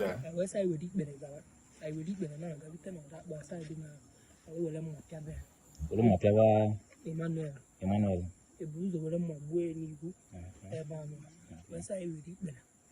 I would eat the cross 1 minute. I thought I want them I have fully answer this lie. Yes, now I will don't say Emmanuel. I will cross 1 minute. West I say I lie down. I lie down. I see me papa. Me papa. I say I had dinner. I hope you are hearing the voice. The volume is low. I hope you are hearing it. Emmanuel. Then do good over there. It is a mabuto. So, Messi again. I was more Muchila Apukum Naka, Apukum Naka, has some more music. I said more also. Bombas also that is in me. A crack ebb. We is a Sahabaram. Abalas also. That is using Donadian. We is in the Flani. Our balance also that was a has a live. More about also a put up. But there are sort of Uzo Amansi. Okay. But everyone of me, you could assume me whether the Tamansi. Okay. Good.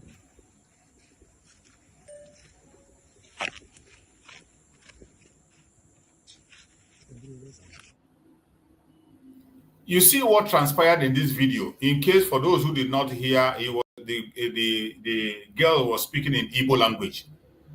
The girl and the brother went to a farm, or so they went to a farm, and they encountered the Fulani herders.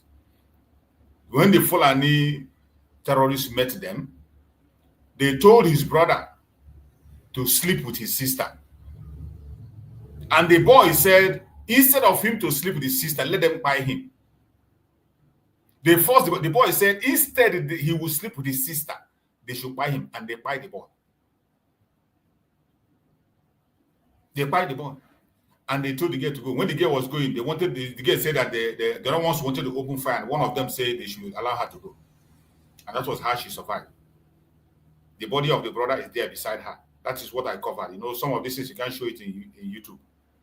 That's what I covered. This happened recently. With all these things happening in Biafra land, Soludo will come and tell you that it is you and I that are causing the insecurity. You can imagine wickedness.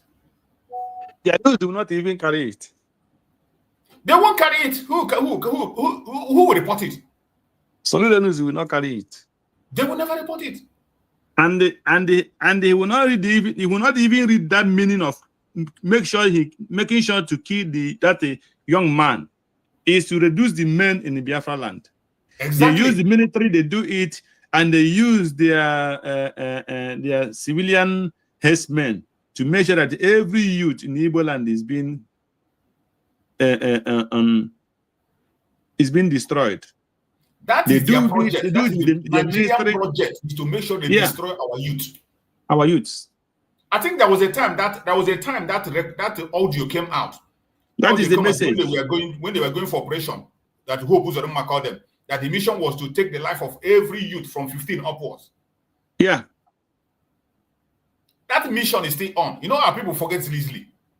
That assignment is still on. That is what they are still doing up to today. Yeah. That's what they are still. Just imagine. You can imagine the wickedness. They told the guy to sleep with his own sister. The only condition they gave him, sleep with your sister. If you don't sleep with your sister, they buy him. And the guy said he would never sleep with his sister. Instead, I should buy him, and they buy the guy. That's the sister. This is the sister they are telling the story. The body of the brother is lying beside her there. I covered it because of YouTube listening. You can imagine what our people are going through. Their news will not carry it at all. Their news will not carry it. You can imagine what we are going through. Their news will not carry it. It's very painful. You can imagine what we are going. When we come, we say we don't want to be part of these people. People are some people will think that maybe it is out of hatred. It is to save life. You can imagine the atrocity they're committing against us. Their news will never carry it. You can never see this information in their news. At all. You can never. You can never. The only place you can get this information is from social media. And social media, we have limit to what the suspicion they gave me 2 days ago was because I showed the ammunition of the Boko Haram people. That was why they suspended my account. Oh. On the live program, just as I'm showing you, we were doing a live program, and I was showing that thing. Before you know it, they take down the video. I didn't even know that they take down the video. It was when I realized that it was nobody was watching. It was only those of us who are in the panel we are talking inside. I checked it; they have already moved, and then they suspended.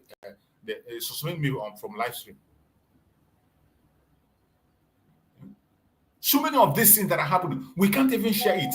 I have so many videos that are coming to me on daily basis. My WhatsApp group is filled up, but you can't share it. You can't share it. There's no place you can share these informations. Only on Twitter.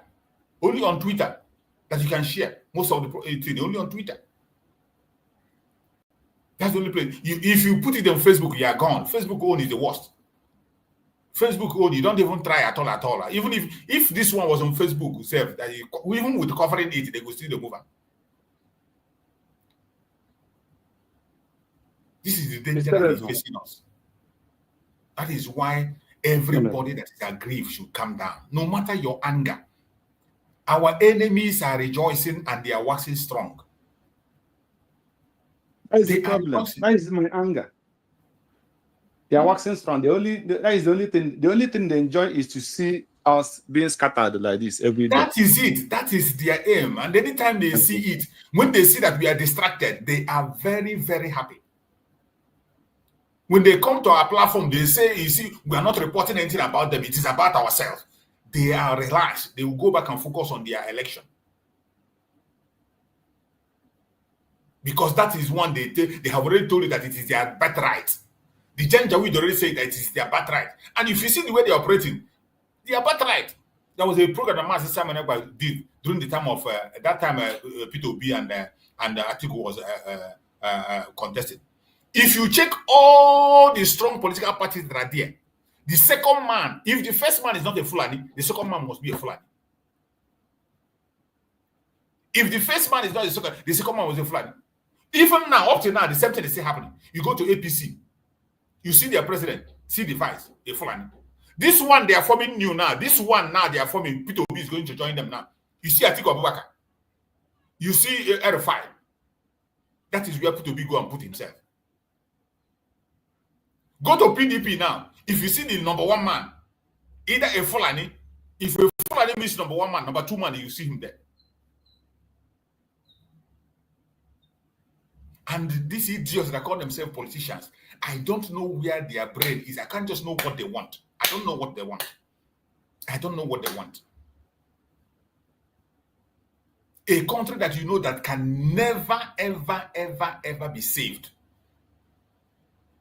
It can never be saved. The only solution, the only remedy is the remedy Mazi Simon has spoken about. The only remedy is this Biafra. And they are supposed to be the happiest people when they hear about the declaration of Biafra on the 29th of November. They are supposed to be the happiest people. But instead, they sponsored the disorganization. They sponsored from outside, sponsored insiders that created chaos everywhere. Something they will not be able to. They have all the chance to do this thing inside. Mazi and Kanu gave them every opportunity. After Mazi and Kanu was arrested in 2015, they brought him out. Was it 2016 or 2017? He was released. When he was released, they were holding meeting with the governors on how to get things right. Mazi and did not demand for anything. No. He didn't demand for any difficult thing. Very easy demand he made. They couldn't meet it. Let me look for that demand again and play it. Because it is good for you to know where we started. For you to know there is no other solution. No other solution. Biafra is the only remedy. If you are looking for another remedy, sorry, Ndo. Maybe you wake up in your graveyard. And by that time, it will be too late. It will be too late. It will be too late. I want to look for that meeting. That where Mazi and Kanu spoke about that meeting with all these criminals and the condition. Simple demand he made. He told them, go and get us there. They say, stop agitation. Stop it. Mazi and Kanu told them, I cannot leave agitation without you bringing anything. What are you bringing? If we stop it, what are you going to give to our people? They say they will go for restructuring. Mazi and Kanu told them, oh yeah, go. Go and present your demand. Bring it back. We will give it to our people. If they agree, I won't contest it. Once our people say that this is what they want, who am I to stand against it? And what did these idiots do? What did they do? After holding that meeting with the governors, what did they do? The only thing they did was to go to Abuja and hold a different meeting. And that their meeting gave birth to Python dance. In that Python dance, that is where Mazi and Kanu lost his parents. It is the tragedy of that Python dance that made Mazi and Kanu to lose his two parents, father and mother. He lost them the same day. They were buried the same day. They were buried the same day. He did not even have the opportunity to witness their burial. That is how evil Nigeria has been to us. I'm looking for that video of that discussion where Mazi and Kanu spoke about that. So, because it is good sometimes, when we talk and talk, it is good you hear from the horse's mouth. Maybe when you hear from the horse's mouth, you will understand it better than those of us who are coming here to make noise. They have already known us as noisemaker. Let me see. I hope I can find the video to display that video so that we can hear. There is nothing on earth will change this situation that we are in. Nothing. The only solution remains Biafra. And we have that opportunity now. We have that opportunity. And we allow it to slip from our hand out of envy, out of jealousy, out of greed, out of pride. Nobody wants to come down for the other. Everybody wants to be the Alpha and Omega. Mazi and Kanu said that it is not declaration that is the problem. You remember, they were pushing Mazi and Kanu to declare Biafra. Declare Biafra. Declare. Every program Mazi and Nnamdi, you see people be calling in. Let us declare Biafra. Mazi and Nnamdi tell them. It is not declaration that matters. It is defending it. And Mazi and Nnamdi took an oath and say, anytime we declare that we must, it is a must. He said, we must defend it. What we are supposed to be doing today is, how are we going to defend this Biafra? How are we going to defend it? That should be the thing that we're ringing in your head. As Nnamdi said it, that we will defend it. No idiot, no janjaweed will cross and say and do anything. No politician will utter a word. We will send them packing. No bird will fly over Biafra land. That should be our focus. We have declared it. Fine. Defending it, that is where the job is. So, in your own little way, wherever you are, whichever position you are, whichever angle you are, how are you making sure that we defend this Biafra have been declared? What is your plan on this defense? How are you trying to defend it? How? What you are doing today, your attitude, your behavior, is it defending it or is destroying it? Declaration have come and gone. But your attitude today, is it defending Biafra or it is destroying it? Let us hear this message of Mazi and Nnamdi, where he spoke about this very issue. He spoke about the meeting he had with the governors and his demands. Then also gave my conditions, which I know they couldn't meet. It's not possible for them to meet it. And I did it deliberately. I didn't want to speak to them. They sent Joseph Okaro to come to me. First to my parents. My father said no. My mother said no.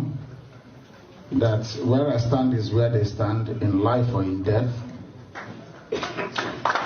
And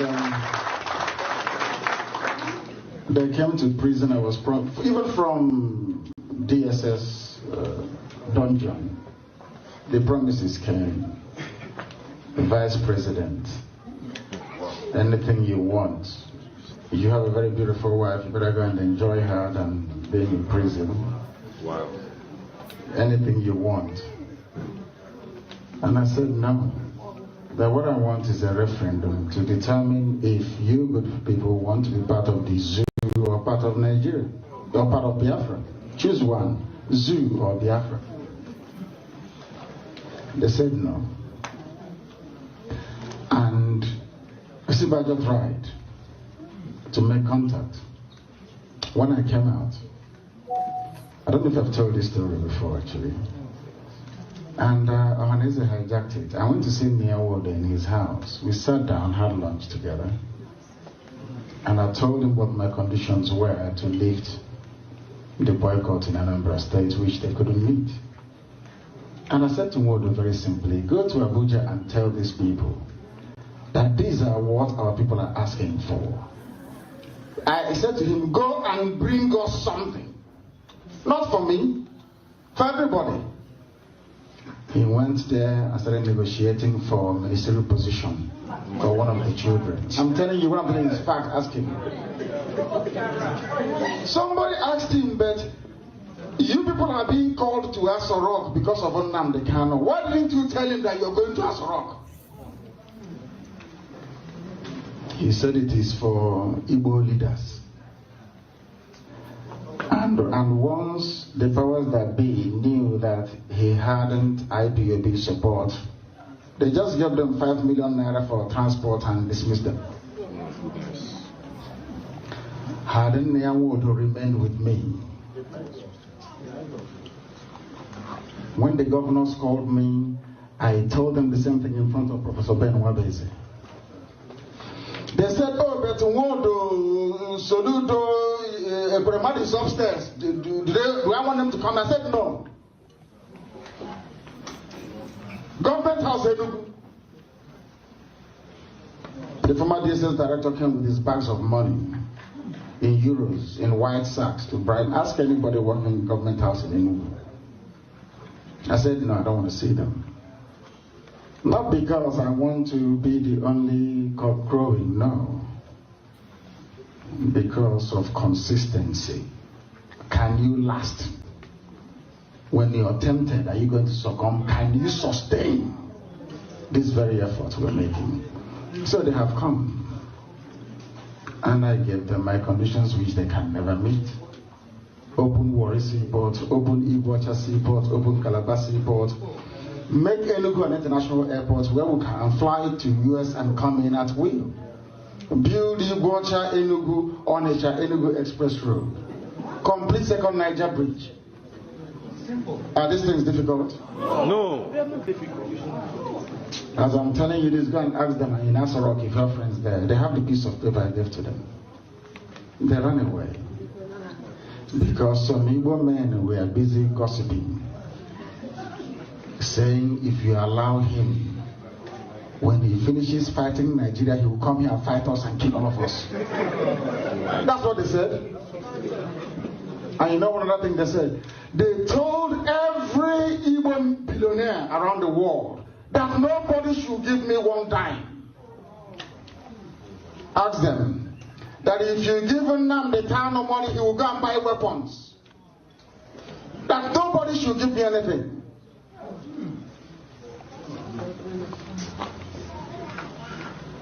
I'm going to hear in Agabiga, you won't believe it. That we are here is by the grace of Elohim, not by any of our strength, to be honest with you. Any day we are serious, the world will know.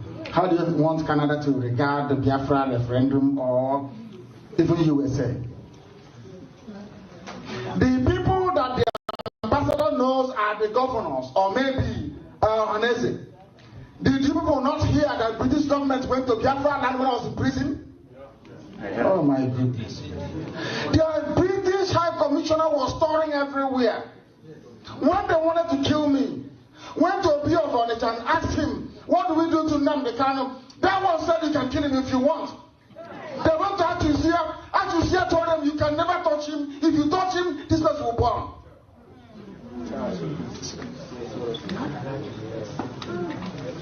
How many times has the US government been to Enugu? They go to Ohaneze. I don't want to say it. They went to Ohaneze and the governor. They asked them, what do you want? Oh, leave those rascals, leave them. Miscreants. We want restructuring. What they're asking for is untenable. But the same man said if there is no restructuring, they'll join IPOB to do Biafra, isn't it? Did he complete what he said? No. Is he doing what he said he's going to do? No. And you want me to work with these people? It's not going to work. I say, and I'm everything I do, I say it in the open. Not gossip. And those that spoke to Uche, I am going to Chicago to broadcast live to the whole world and tell them they're in trouble. I've told them every time they contributed to IPOB will be announced for the world to hear. Tell them there'll be no hiding place for gossipers, even as much as I'm concerned, because I know what I've committed to this very movement. Not that I'll become Biafra president, no, so that I can take Nnamdi and Nnamdi back to the land of his ancestors, to that same land that Chukwu Kabema said you people must be here. And then my Mariano, I'm fighting for Biafra that we may be free. Thank you. You have heard the speech of Mazi and Nnamdi. On your own time, go and listen to that speech over and over again. Then you will see the role these politicians, when we shout about politicians, they have had several opportunities to present Biafra, but they never buy into it. They never buy into it. Mazi and Nnamdi gave them several opportunities, and when that opportunity comes, what do? They abuse it. You had him explain what he went through with them and the demand he put forward to them. After the meeting, what did they do? The only thing they brought was Python dance. 28 men lost their life in the home of Mazi and Nnamdi. Jack was taken. Jack lost his life, the dog of Mazi and Nnamdi. The parents of Mazi and Nnamdi lost their life because of the trauma of the Python dance. Other thousands of Biafrans in different regions on different mass grave. All thanks to these governors. It is the same governors, all these politicians, they were still the same people that prescribed you and I. They are the people that prescribe. It is not the Fulani man that prescribed you. It is not the Fulani. The people that did the prescription, we are the governors in the southeast. And Nigerian government endorsed it. That is where you see, each time when you see them, they say release Mazi and Nnamdi. When I see it, I laugh. Because you cannot be calling for the release of a leader of a group that you term terrorist group. And you have not even removed that terrorist tag on them. Mazi and Nnamdi can remain the leader of IPOB. He has not denied it and he's not ready to deny it. And you say that IPOB is a terrorist organization. Now, how are you now asking for the freedom of a leader of a terrorist organization? How? You see these mad people. That is when you see that these politicians will never repent. And they don't want anything good for us. They don't want anything good for us. You can imagine, even now, they have dragged Mazi and Nnamdi through court. After passing through the whole court now, they took his the judgment for 3 months. Today, go to their media. They are talking about political solution.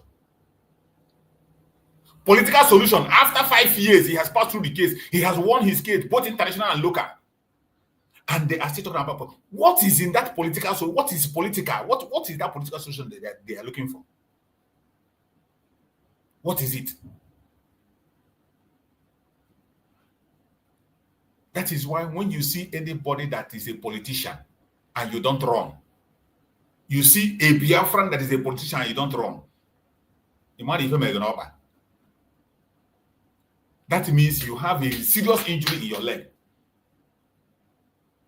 I pray that Njoku will strengthen us, direct us and open up our eyes so that we can face the real enemy and do what we have to do. We should not be giving the enemies the upper hand to rejoice and relax. The time to create different strategies. Just like the one we are creating today. Creating a different narrative with even our own content creators from Igbo land. Coming out to tell you that their own people are the people that kidnapped them. Look at the kidnapping case I have shown now. This one happened recently. The latest one that happened recently, this girl confession. Fulani kidnapped the girl and told the brother to make love to her, that if he doesn't make love to her, they will kill him. And the brother said, instead of me to do that, take my life. And they buy the brother. Look at it on video. Nigerian government will not report it. They will not talk about it. No media house will talk about it. You saw the report I played, the report from Amnesty International. They know all this, they see it. It's not as if they don't know. Amnesty International are present in Nigeria. United Nations are present in Nigeria. All the embassies of the world, all those strong nations, they have their embassy and they have first-hand information of what is happening. They know. It's not that they don't know. They know. But they can't do anything until we trigger something to happen. It is we that we do something that will make them to come. That advice they gave to Mazi and Nnamdi in the United Nations. Go and start doing something until you show the world that your life, what's your freedom. They will not listen. Go and start doing something. We have to start doing something. If we want them to come in, police something must be happening. If nothing is happening, well, I pray that all of us will have a change of heart and focus on the real enemy. Take back our pride, no matter any office you occupy, either on ground or off ground, whatever you think you are, please keep it aside. This collective interest that we have, let us chase it, pursue it, and get it. Let us listen to each other. Let us pay attention more to each other. See reasons to fight this battle together and win it once and for all. You're welcome, my beloved brother Maxwell. Go ahead and talk to us, bro. Mask. Good morning, Mazi Chicks, and I hope I am not too late today. It's just almost 2 hours. You've crossed 2 hours before I join you. Forgive me for coming late. As Nnamdi Sula Gologo for her. The area Wanda supposed to cover is too wide, it's too big for her to cover, but Wanda is dancing beautifully. But the environment she is covering is too high. I salute each and every one of you, the Namoches and my Namoches, my cousins, my nephews, wherever you people are, the mothers and fathers that brought me up. I salute each and every one of you, and I say, may today bring forth blessings that it carries on to each and every one of us. May God bless Mazi and Kanu. May God bless Prime Minister Simon Ekpa. May God bless the people that are involved in the maintaining of the structure of the United States of Biafra. May God bless Dr. Ngazina Rabuezi for doing what she is doing. Biafra is bigger than her, and the only support, the only thing that we need to do is to give our, our support, total support, for the cause that we have asked her, to do for us, and we pray that she, does not make any mistake in the process of administering, everything that she is doing for the people of Biafra. I salute the prophets that have been giving me some hope, hopeful prophecies, and the need and the reasons why I should be on the path that I am today. I am convinced, looking from what this man has been telling, what I have been following, seeing him do, the statements and the prophets that he is doing. There was a time, and I just want to, comment bitterly on the issue of what happened. Is it in Enugu State? Armed Fulani terrorists instructing or ordering a brother to have, commit incest on his sister, and that led to his death. I believe that since God, Chukwu said that he is going to save us by grace and not by righteousness, for what that young man has done, I am convinced that he will be in the right-hand side of God Almighty, resting. You see? I hope, I hope I will, although it is difficult dying in this way, but Chukwu gave her the strength to say no to evil. Whether he did it or not, they will also kill him. They will also kill him. Yes. But refusing to do it is godly. And I see no reason. I am not in the mind of God. But for someone that at least know the value of God and what God has promised us and what we should do to see him or to get favor in his sight, this is one of them, humanly. I am not speaking for God. God knows how it's going to. But the Bible gave me a clue. He said, by our righteousness, no man will see God. But we are able, the privilege to see God by grace. And if something is by grace, it's a privilege. It's not a must. It is not hard working. You are. None of us will please God. None of us will please God, but by his grace and the death of his son, Jesus Christ. That's all. You see, all these things are happening. Mazi Chief, you don't need to be surprised. If our own Soludo and the rest of them will come out in the public that are my own people in Ghana today are making references to, that the crimes that are committed in southeast part of Biafra land, 99 of them are the southeasterners. What does that tell you? What does that tell you?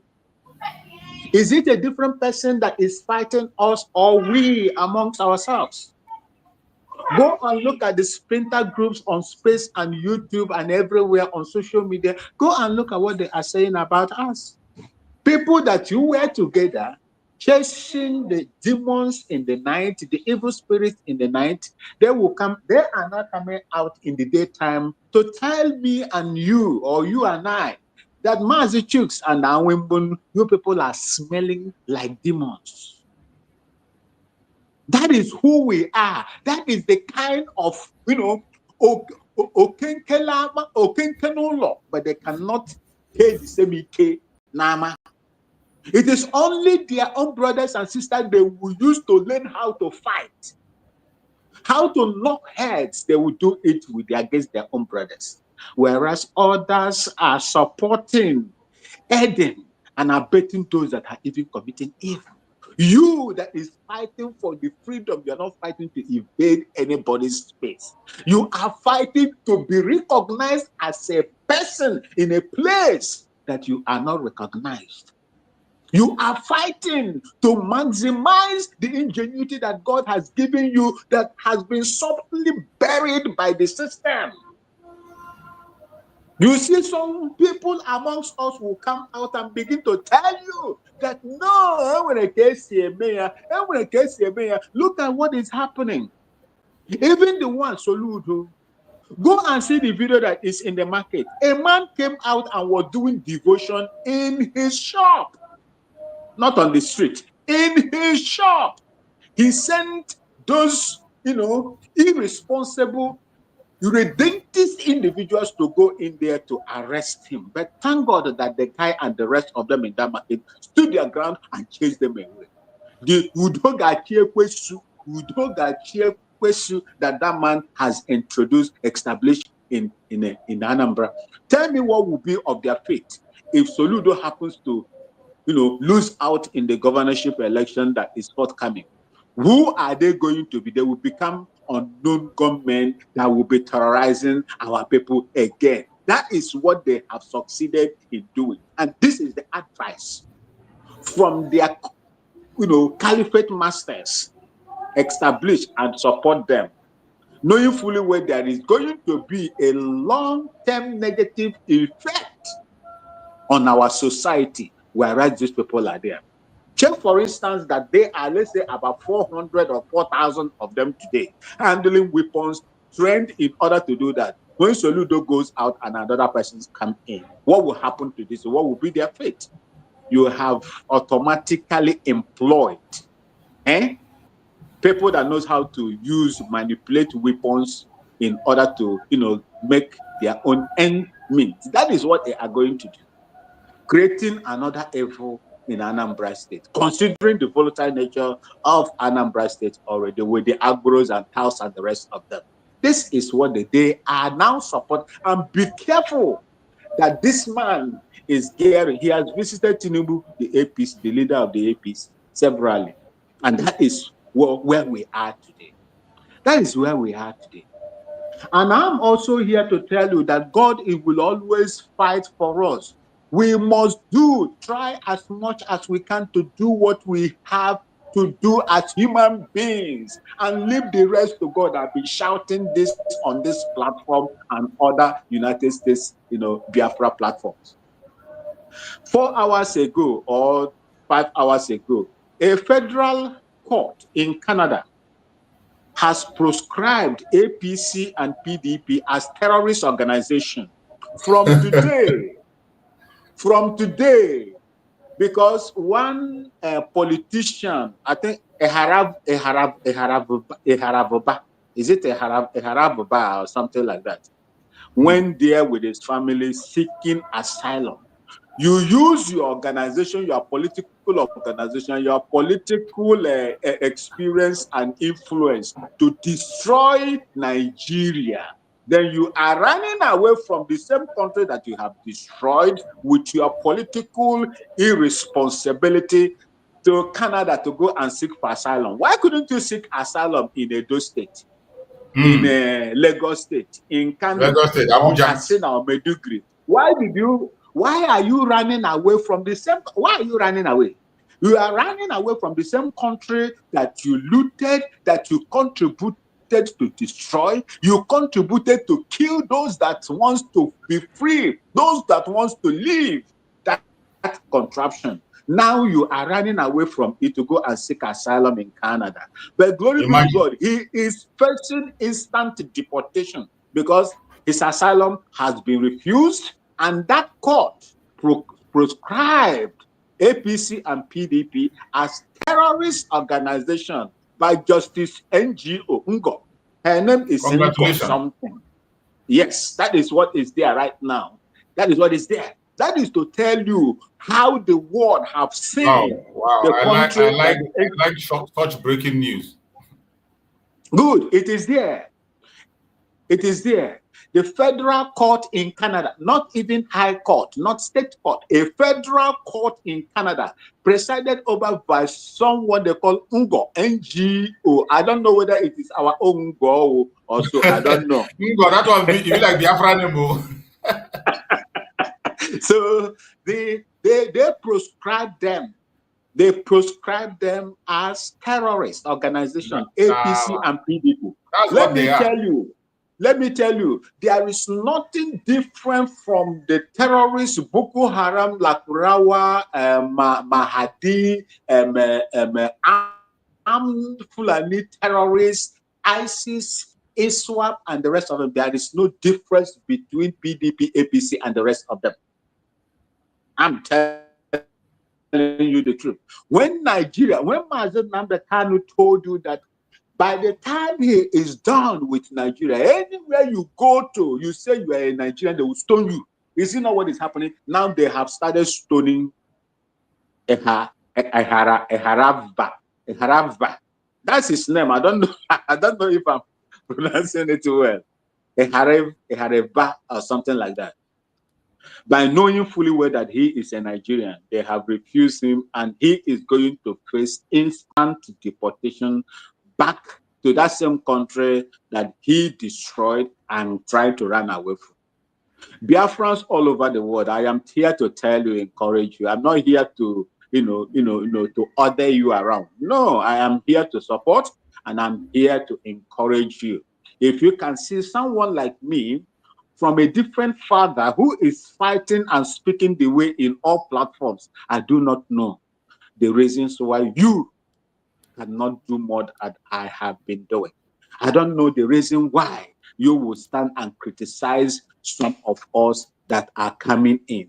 I prefer that you encourage some of us that are not full-blooded Biafrans to do what we are doing too. Otherwise, Mazi Chicks, I thank you so much, and I praise Biafrans everywhere you are for the good job that you are doing. Continue to do what you are doing in the name of freedom, as long as you are following the principles and procedures that has been laid down for us to follow. And Chukwu Okike Abiama will do the rest for us. Thank you so much for having me. Thank you so much, my beloved brother Max. And that brings us to the end of the program today.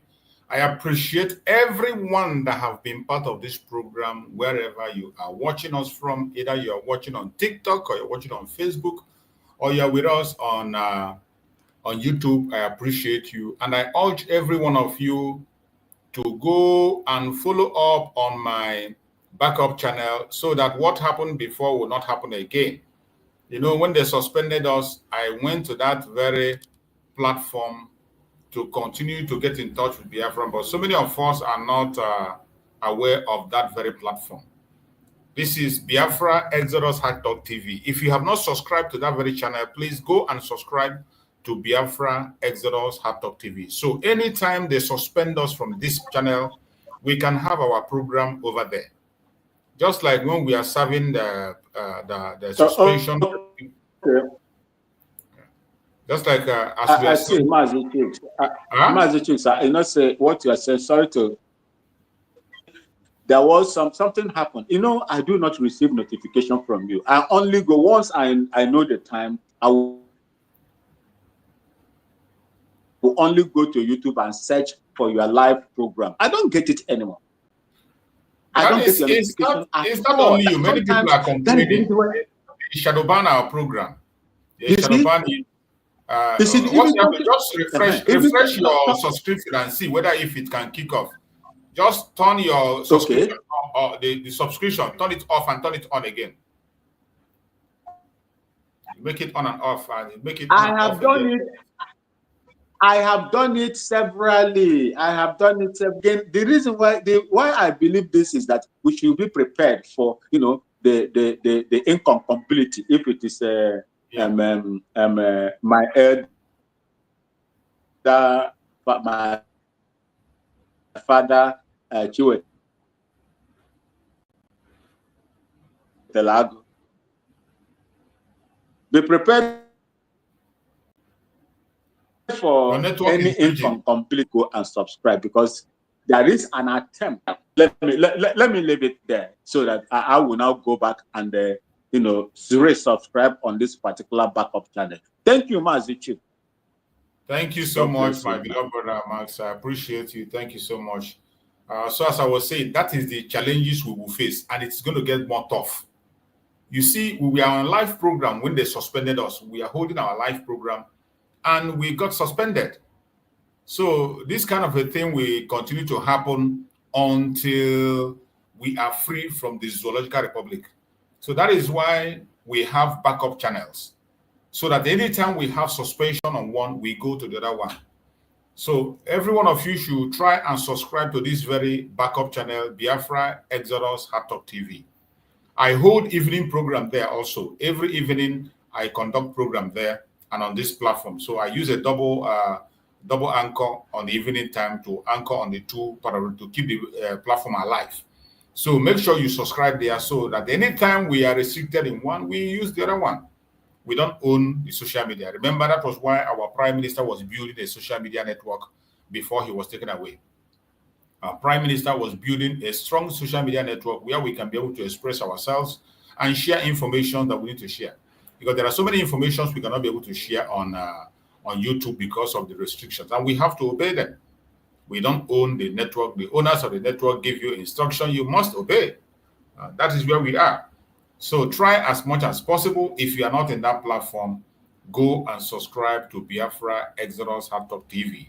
So anytime you don't see us here, when they take us down here, we go over there. So my fellow Biafrans, I appreciate everyone that have participated in this program. Anyone that is aggrieved, please calm down. Whatever be your anger, whatever be your trouble, just calm down with your heart. Calm down. Calm down. These name callings of each other cannot save or solve any problem. Stop calling your brother's name or your sister. If you misunderstand somebody, it is important you go back to the person and ask questions. We must not all react the same way. We must not all speak in one tone. Every one of us have different ways of handling issues. Fingers are not equal. Our faces are different, so our attitude and characters are different. So we must try to understand each other, to work together, and let go of the bickering. Don't insult anybody. Don't disrespect anybody, whether our Deputy Prime Minister, Dr. Ngozi Orebweze, or our members of the cabinet, those who are there and those who are not there now, or our brother 247, or members of the Liberation Army. Don't insult anybody. If you have a point to make, just go straight and make your point. When you misunderstand somebody, you tell the person that you misunderstand what he or she is saying, and the person can explain further. Focus on where we are going. We have a lot of challenges that is facing us, and the only way we can be able to overcome these challenges is by focusing. the more we lose our focus, our enemies will be growing wings. They will be waxing stronger. So we have to try as much as possible to do what we have to do to make sure that we get to our destination. My beloved sister Ojugo, while we are going on closing remark, you just come in. Okay, take your closing remark as you enter. Yes, I know you're closing because I've been, down. Okay, my sister. I saw you. I saw your message then. Yeah. Yes, listening, but I just, in fact, that was a very sad story that you showed us this morning. Very sad one. But what are we gonna do? If we that are the victim, people that are suffering, people that are going through this atrocity. I'm trying to find a word to qualify this that happened to this girl. A trauma that will take years to heal. It can not completely heal. It's a trauma that people are going through.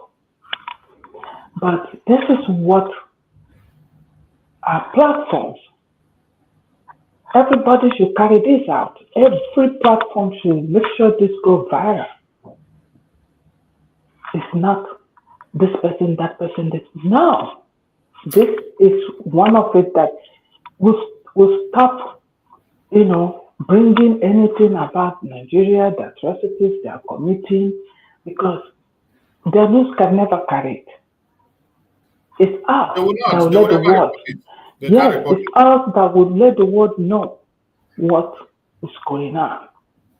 That's why I love the DPM too. Most of these things, she put it on her Twitter and she targets all the leaders. Those she can target to, so that they know what is happening in Biafra Christian world. This is what we'll go through. That's why that thing that Toludo did is I don't know how we will get out of that damage. It was a big, serious damage that he traveled out of the country. He stood on the microphone and he opened his mouth and said something like that about his people. So, and then you hear all this, our people too, coming on social media, calling the names of those fighting Biafra Liberation Army, working with the government. So, sometimes you feel like, do we just let this be? Let us get to that point when we will say enough is enough. I don't know, but hopefully the DPM will pick this news, hopefully, and then tag it so that the world will see what has happened to this family and to this girl in the hands of the Fulanis. Thank you, my brother. Thank you so much, my sister. Thank you so much. I appreciate you. It is really disturbing. Just like you said, I wonder, this kind of trauma, how are you going to heal it? And every time that girl remembers his brother died because he was forced to sleep with her and he refused. And they took his life. How can anybody forget that kind of a thing? How on this earth can you ever forget? It's so sad. It's sad. Ocean, let's hear you, Ocean. We are closing and people are just jumping in now. We are closing. Ocean, give us your remark. Just round it up. And before we go to Young Wealthy, I've been here for 2 hours and everybody have been busy, depending on time now. Go ahead. Ocean. Yeah, my brother, true survivor, thank you. No, you're welcome. You according by your time zone. Mother Ojuga, I greet you. And the brothers in studio, I greet all of you. Biafrans, I greet you according by your time zone. My brother, let me pick it from where our sister Mother Ojuga stopped. a brother who refused to climb her sister because it is a taboo in our land. It is a taboo in the sight of God and nature. And they use machete. They use machete on this innocent boy. That is to tell you how wicked these people are. What will make a human being to ask a brother? You say machete, not even a gun. Machete. Machete. Yes. Machete. I can't show the video now. I can't show it here.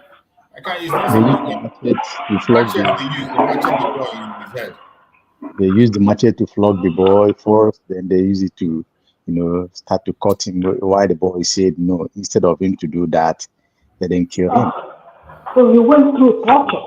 Oh my God. So you can imagine that. Upon that, that boy beard that crucial pains and died. Just imagine that. But I ask myself, and I think every reasonable somebody supposed to ask herself that question: what will make a human being on this planet Earth? You adopted an innocent children, and you ask the siblings to begin to have sex. What is the meaning of that? Why should that happen? What do they want to achieve with that? Exactly. What do they want to achieve with that? Maybe because it's their culture, because Fulanis, they don't know what is brothers and sister. They do it in their doings or in their culture. I don't know. Then you want to force it. God forbid. It is so unfortunate. This is why all of us should put hands together to fight this menace, this very particular wicked set of human beings, these animals in human form.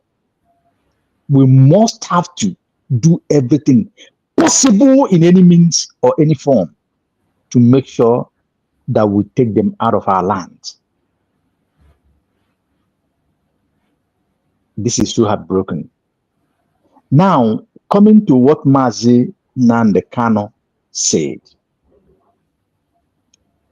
You see, the process of our liberations, the hindrance of our liberations is caused by the so-called politicians. It is not hidden. Check from the onset. Look at when Njoku saw what he saw and begins to fight, said, no, this thing, I will not allow it to come close. The other one that speaks English that came to England and begins to deny that nothing happened in their place, that they are not killing this and that. That man, I forgot his name. They are all politicians. They begin to be political correct, speaking grammars. And today, look at what is happening. Now, Nnamdi is living, is alive. It is a shame that a man from Enugu State, Nnamdi, is part of the biggest problem that we have. Mazi and Kanu said it here. Of course. How is it possible that a young man who is at his 50s, someone with courage to fight or to die for his people, and the elderly people who have seen the war, who know what the war cost our people, who was there, who was alive, who are matured when our people was killed in Kanu airport, the people that boarded aircraft, landed to Nigeria, they begin to kill them like chickens. They begin to kill them in every corner of Kanu state, and escalated to Kaduna, to every part of the north. And those who managed to escape that, even the pregnant woman, my God, sometimes I don't know the type of elders that we have today. Some pregnant women was come across Benue. They was all ripped off their children. But what happened? They take na abo. Kubutanwa na kelja. Think about that. The people who witnessed how millions of Biafrans died. How Kwachoko, I don't know if anybody knows what is called Kwachoko. Please go to the old video. You will see what is the real meaning of Kwachoko. Mazi to survival, I tell you, in the zone that I come from is where the heat of it all. I tell you that some families are no more. Some family died in bunker where they are saving their life. Bunker, if you know what is bunker, my father used to take us to go and show us how it looks like in the bushes where they put those things. Some of them they call it shelling fall, and the bunker sink on them. Nobody comes out. Then these politicians, like in Nyamu do them, like George Obiozor the late. With them. All of them put together. But why Nyamudo case is different? Because Nyamudo was Ohaneze Ndibu chairman, and then Nyamudo was a voice that's supposed to stand. Mazi Nnamdi Kanu said that he meet him. He was sent to Asorok to go and deliver a message. And when he get there, the people in Asorok welcomed him as somebody who is mediating, or somebody that's in the middle that they can talk to, they can bring the message of IPOB and co. But they went there and begins to talk nonsense about ministerial posts, ministerial Biafrans. Just like today, what is her name? Bianco Njoku, I think he's a minister, right? Yeah. Good. Yeah, Bianca is a minister. These are the type of people. Just like what is it, the minister of former affairs minister Onyama, somebody Onyama, and that Onyama, his father was part of the people that betrayed Biafrans. Was a minister of foreign affairs. What is his name? Somebody Onyama is. If you look at him, you will know he was fed with a lot of milk. Now, this is ministerial post. Ministerial post that a mature person who is a family man, who is well read, a chairman of Ohaneze Ndibu, went to lobby. While your children should know what is coming. Then after that, they give you 5 million naira. 5 million. 5 million, which is not up to, call it about $2,000-3,000. Stupid. How do you found it? This group of individuals, and they came back. And the same people with their so-called governors said to Federal, tag them terrorists so that they will run away. Tag them terrorists. But you forgot to put on your critical thinkings that when you tag your children's terrorists, that you open the gate of hell to them. That you open the gate for these invaders on uniforms to attack them and treat them like terrorists. Look at what is going on. Look at the life of innocent Biafrans. Vibrant and valid men, meaningful men that have been wasted because of the single act of these politicians. Today, we are suffering for the same purpose. Mazi Nnamdi is still there, suffering in DSS custody. And the most painful one is that our people, some of our young people in DOS or DOSs, put together, write a lot of petitions, do this and do that, connive with the politicians or collude with the politicians, and did what they did in Finland. And Robert Obia was caused to question. Today, who is enjoying it?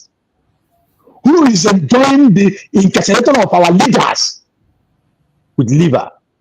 Who are enjoying it? Look at how our people are enjoying it in all Biafran lands.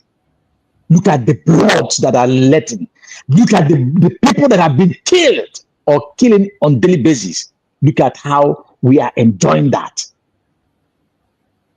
Biafrans, this is so painful. now that it is we that is doing we.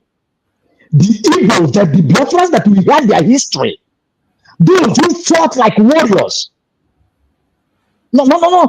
They said that warriors are like Igbos. Think about where the Igbos are having community clashes. Look at how the both sides fights. Then now tell me, when you match the energy, this force to fight or to face the foreign oppressors, what do you think? But you see our people sabotaging everything. Just imagine today what is going on. Even in this new nation, we declared, look at what is going on. The young men today, look at what we are doing.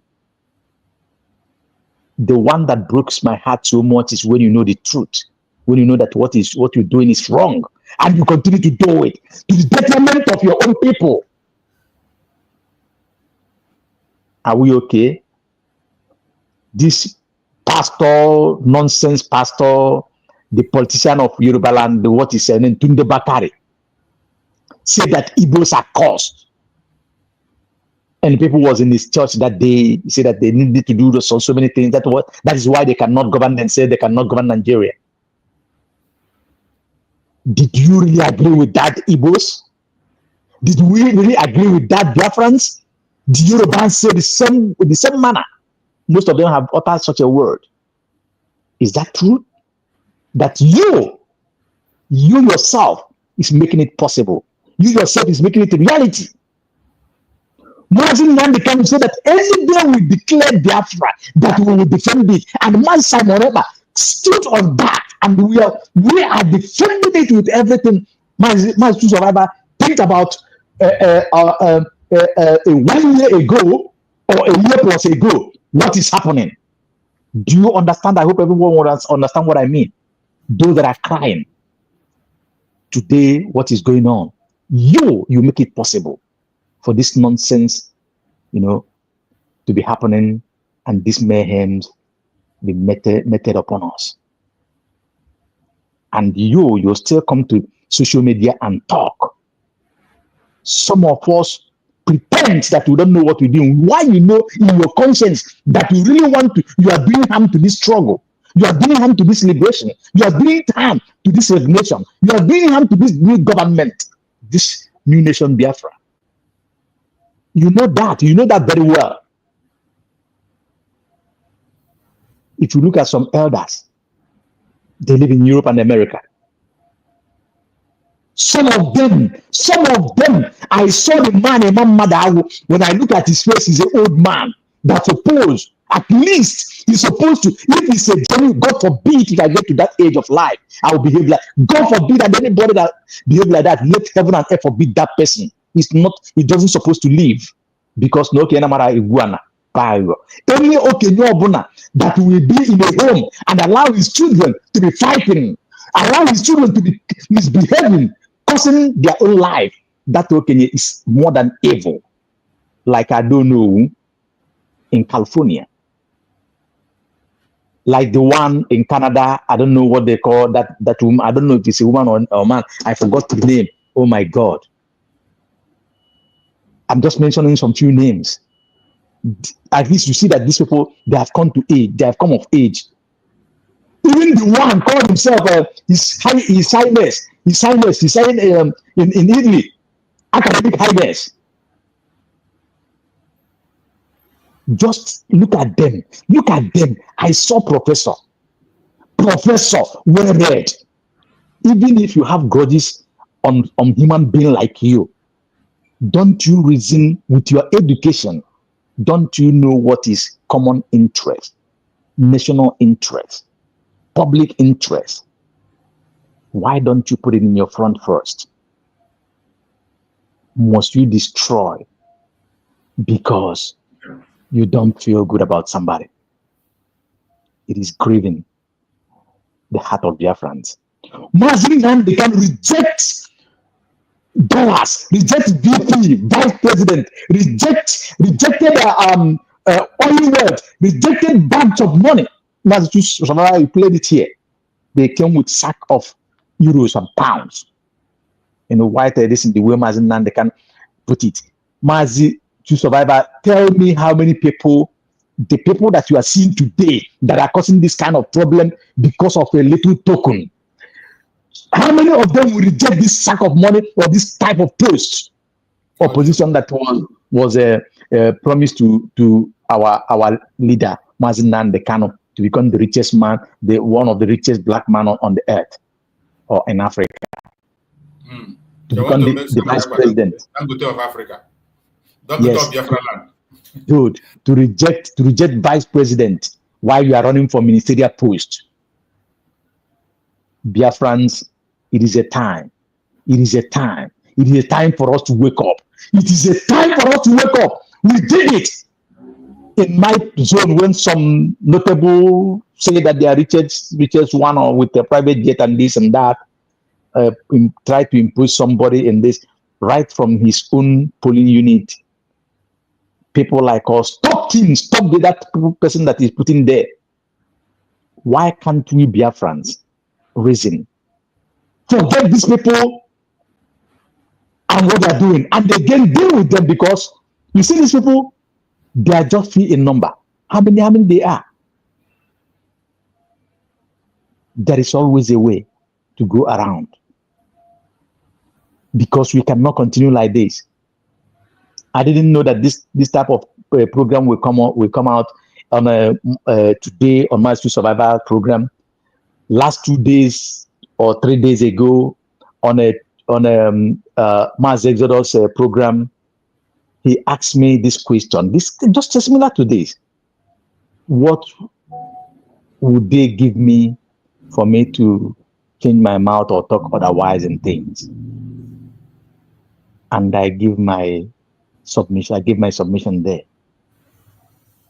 No amount of money, no amount of resources, no amount of wealth that can make me to sell away the future of my children, of my unborn children, of the next generation, either that of myself. There is no amount. What are you selling? Just in that the paper that you will just use today, tomorrow is vanished. The wealth that you will accumulate. If you don't know, Saluis Njoku was the richest man in Africa. Saluis Njoku, the father of our internal leader, was the richest man in Africa. Before 60s, I'm telling you, go and check that kind of wealth. The wealth that man labored and suffered genuinely. Njoku was there. I'm talking about people that are respected. I'm not talking about those who make this kind of billionaires. I don't have regard for them. Trust me, I don't even stand up to greet them with two hands like some people are doing at my age without being nothing. I don't have them as. I'm talking about those who work for their money. The billionaires that you can respect. Dear friends, these politicians, every Biafran, we should know, we should stand, we should make up our minds, because they are causing a lot of confusions in our midst. They are using their influences. Look at the younger ones that will be doing something meaningful. Some of them have been promised amnesty, promised heaven and earth, some of them giving something because of how the situation is. I don't know what is the fate of some today. Look at what is going on internally. Biafrans, it is time. Now it is time. Looking at what is happening to Mazi, Simon Ekpa, and Mazi Nnamdi Kanu, looking at what is happening in our lands today. Look, yesterday was that girl and his brother. Maybe you are in exile. You have run away. Like myself, like you survivor, like who other person. Why don't you go? And all of us here. But I want to tell you that there are some people, our relations, our distance relations, our close relations, our immediate families, they are still there.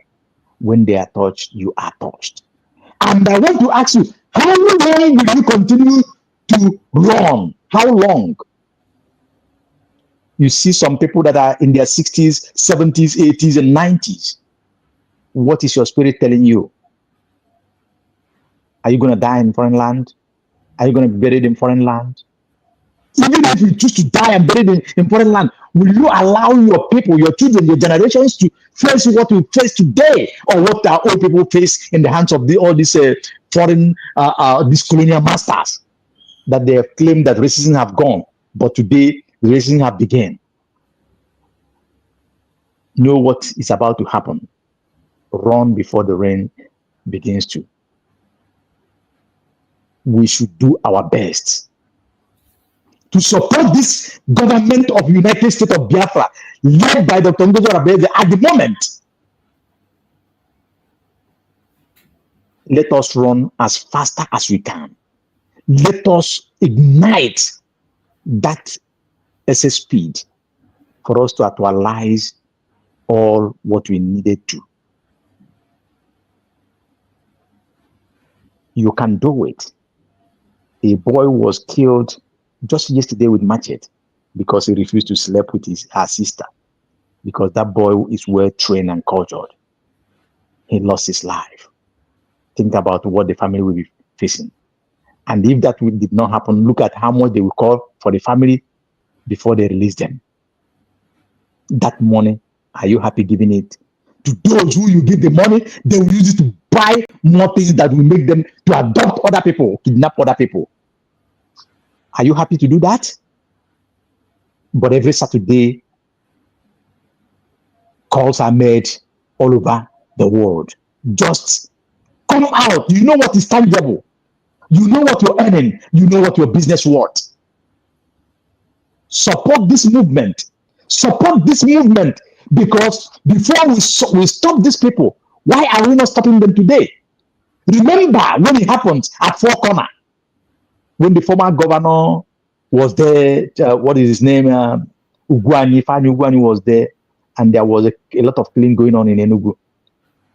Oh, just a call Mazi Simon made. That Four Corner was restored under 4 or 5 days. If you remember, I don't know if some of us remember. Go to Mumba, Enugu, on the Enugu Express.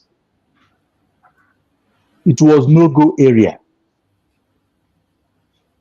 And Port Harcourt Enugu Expressway was no-go area, if you remember. But in a call by Mazi Simon Ekpa, look at what happened. You know everything how it goes. That extends to Imo State, in Oro, in Osu, in Iyala, in Ayamama, in various places. We know how those people, they are running and they are complaining. Today, reverse is the case. This one that is happening today, right now, will tell you what will happen in the next couple of time to come if something is not done, and done on a very serious note. Maybe your father's compound, your compound, my compound, and all of us can never be saved again. Maybe you may not go there again. That company, that factory, that world, that mansions, that offices that you think that you take securities, you go, you do, maybe you cannot even get close to them again. Remember what happened in Afghanistan? Remember what happened at what do you call it, Bangladesh? How the president was pursued by the people. That is how these invaders, these foreign invaders, Fulani terrorists, we pursue everybody and occupy the land and their compounds, just like what is going on in Benue. I want to refresh our mind. When Governor Oton was there, Governor Alon was in Plateau State, and Governor Oton was crying, shouting on top of his voices that Fulani men are causing a lot of mayhem, killing in Benue State, occupying people's land and people's local governments. You remember Governor Alon laughed, openly laughed, and condemned Oton, said because he enacted a law against the open grazing. Why should he do that? He never know that tomorrow may be his own turn. Biafrans today, look at what is going on in Plateau State. Plateau is almost run over. Go through Mangu, go through Maraba side, go through all corners of Plateau State. Look at the local government every day, the number of people that are killed and occupy their land.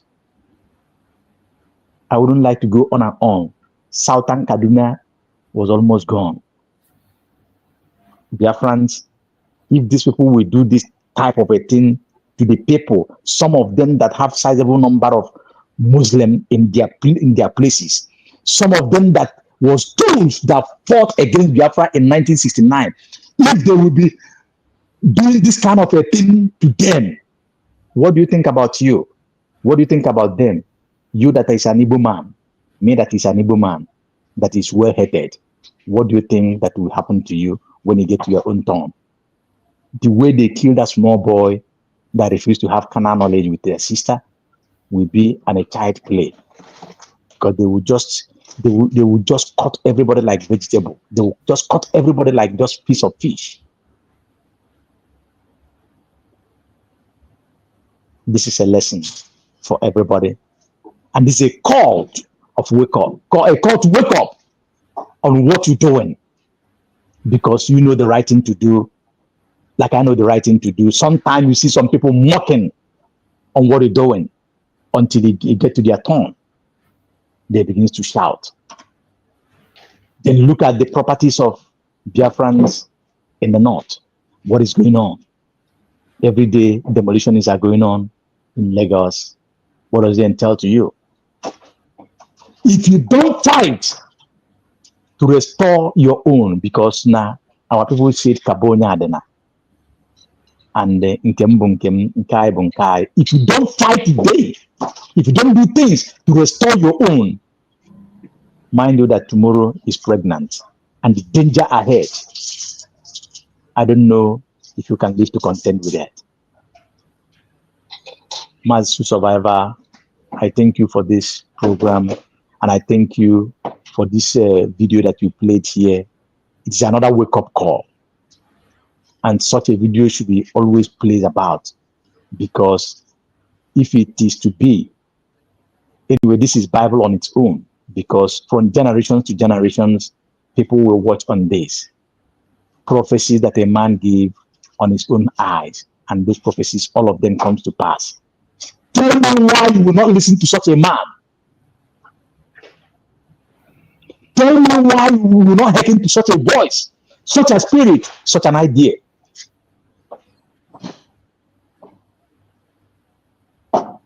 It is so unfortunate that now Ndi Igbo amarozi about some mmiri. It is such unfortunate. Unlike before, when you bad able to mmiri before chowenya, but today the elders of today have made themselves willing tools, and they have made themselves the channel of confusions.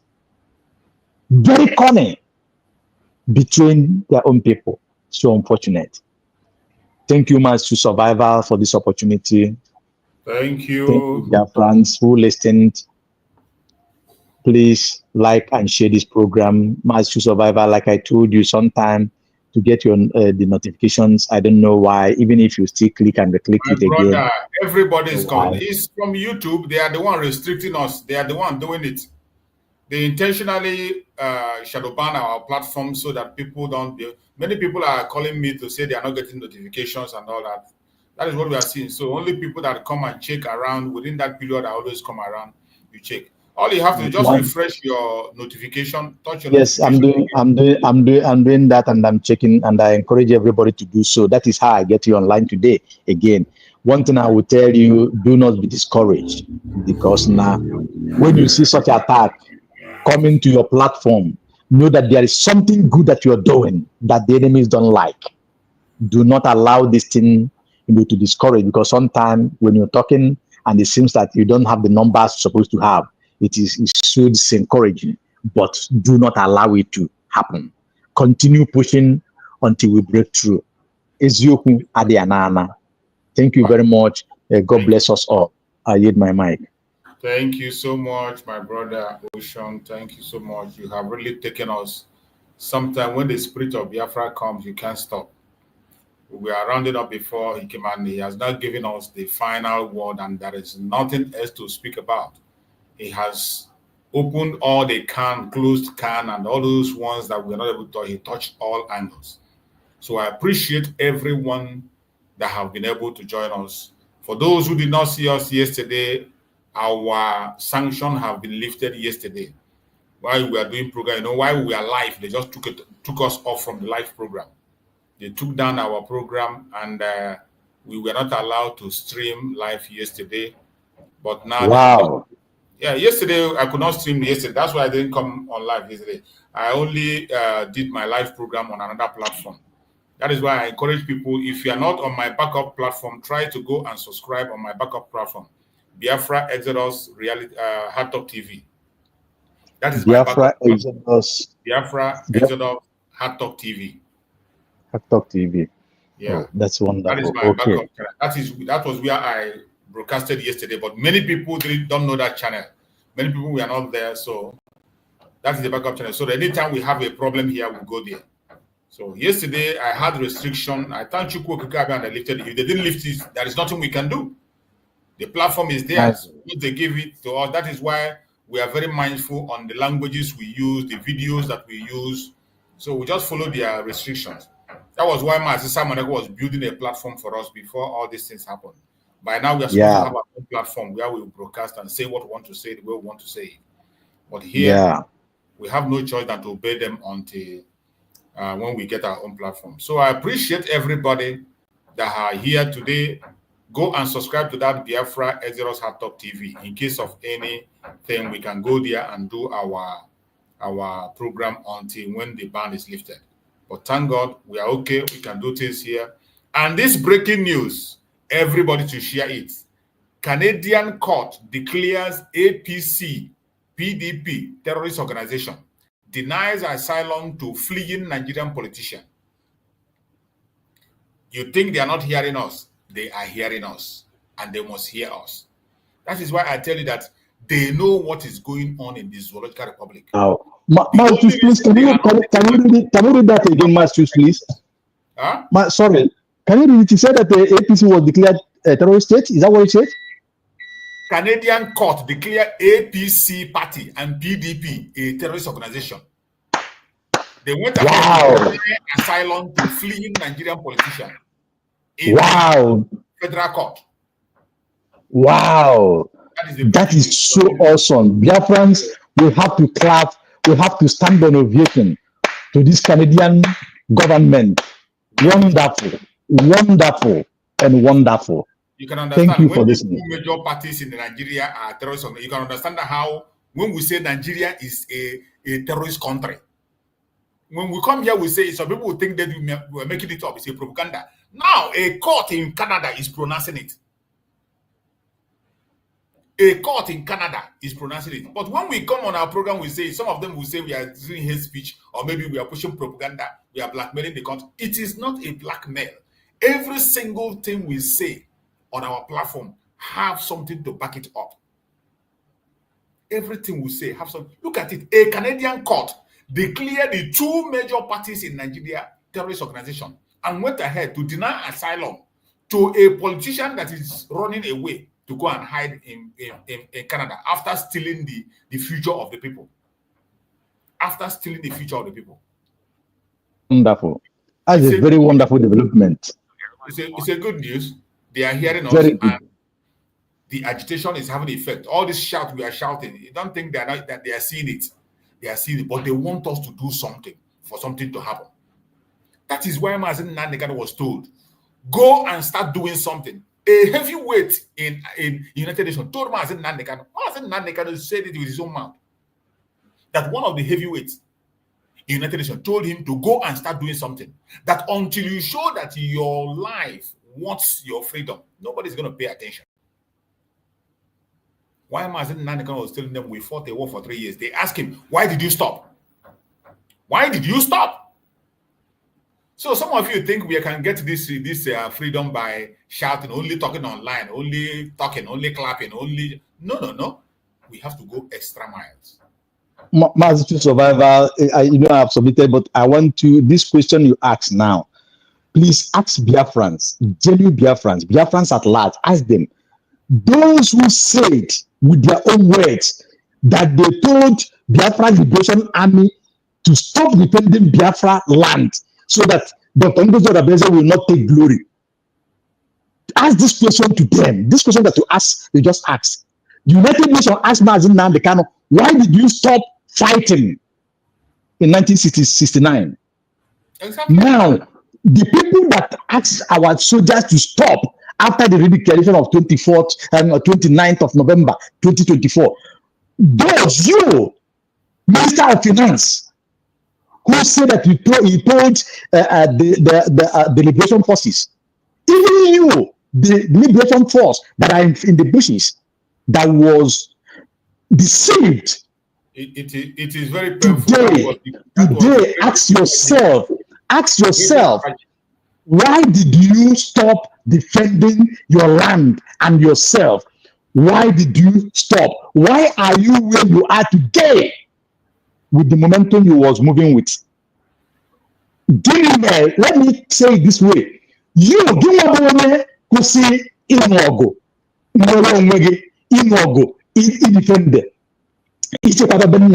as a vigilant person, as you only do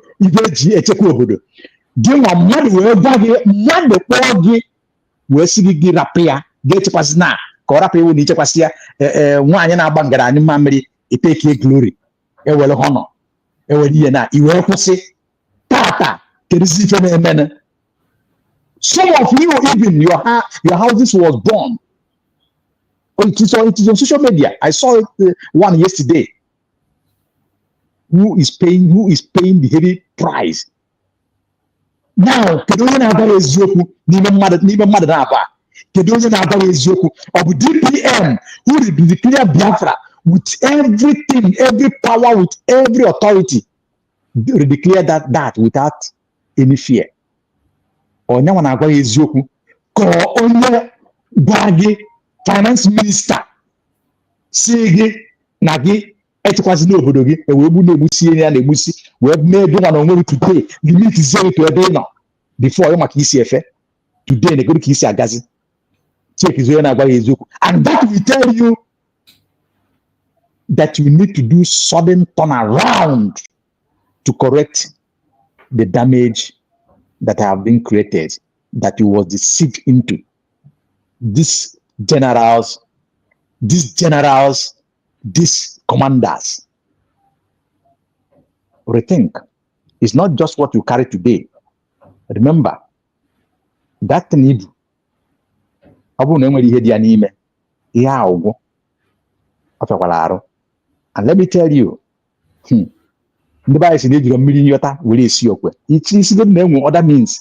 That means or that's sustain because there's a lot of information, and I don't believe in that because our people are there mobbing them mad. Our people are there kidnapping them mad. But you know,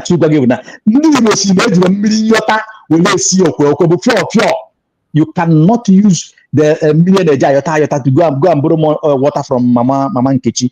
Go and beg her to give you a little water for me to cook sure. It can never work because sure need a lot of water to be cooked. Thank you so much, my brother. Thank you so much. So much. I appreciate you. Very painful. France you have had. It is very painful. It is very painful. Sometimes when I think about what transpired after the declaration, it is very, very painful. That is the genesis of all this madness. That is the genesis of everything we are suffering today. Both the people that gave the instruction and the people that obeyed the instruction. But all the same, we cannot continue to dwell in blame. Every single one of us can still correct the mistakes we have made.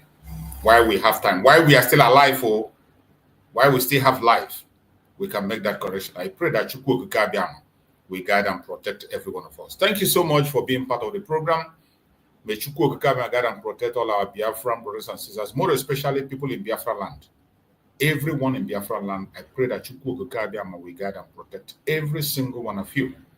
I also pray that Chukwu Okike will guide and protect our leaders. Give them wisdom, knowledge, understanding, and secure them. Those that are in detention, I pray that Chukwu Okike will set them free.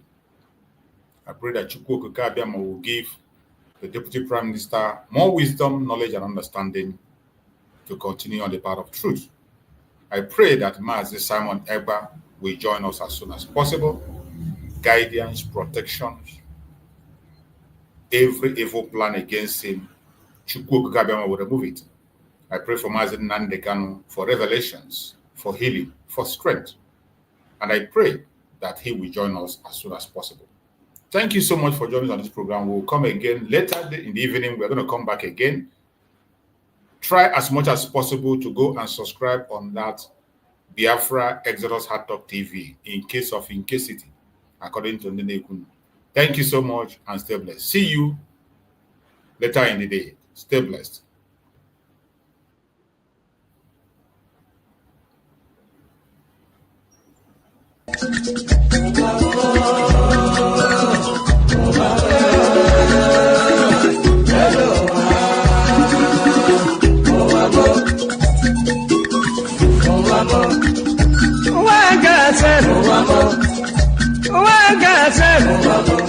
This is my wicked word.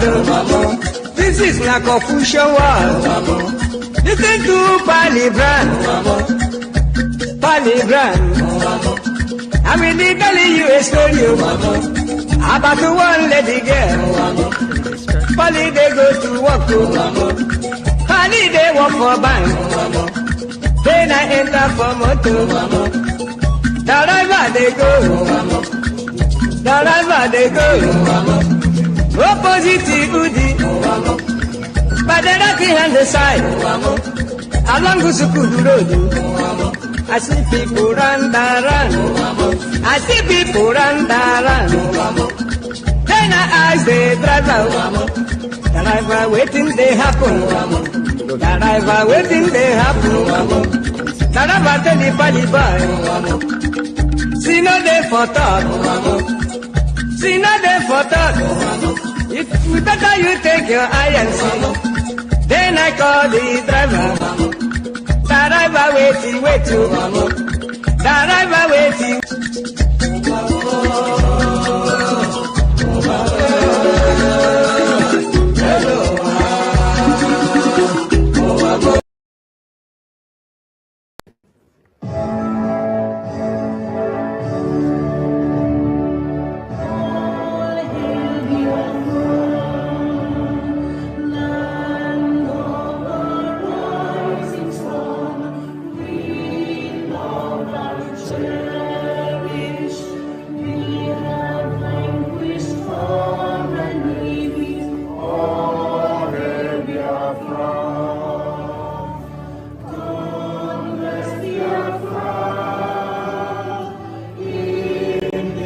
Return.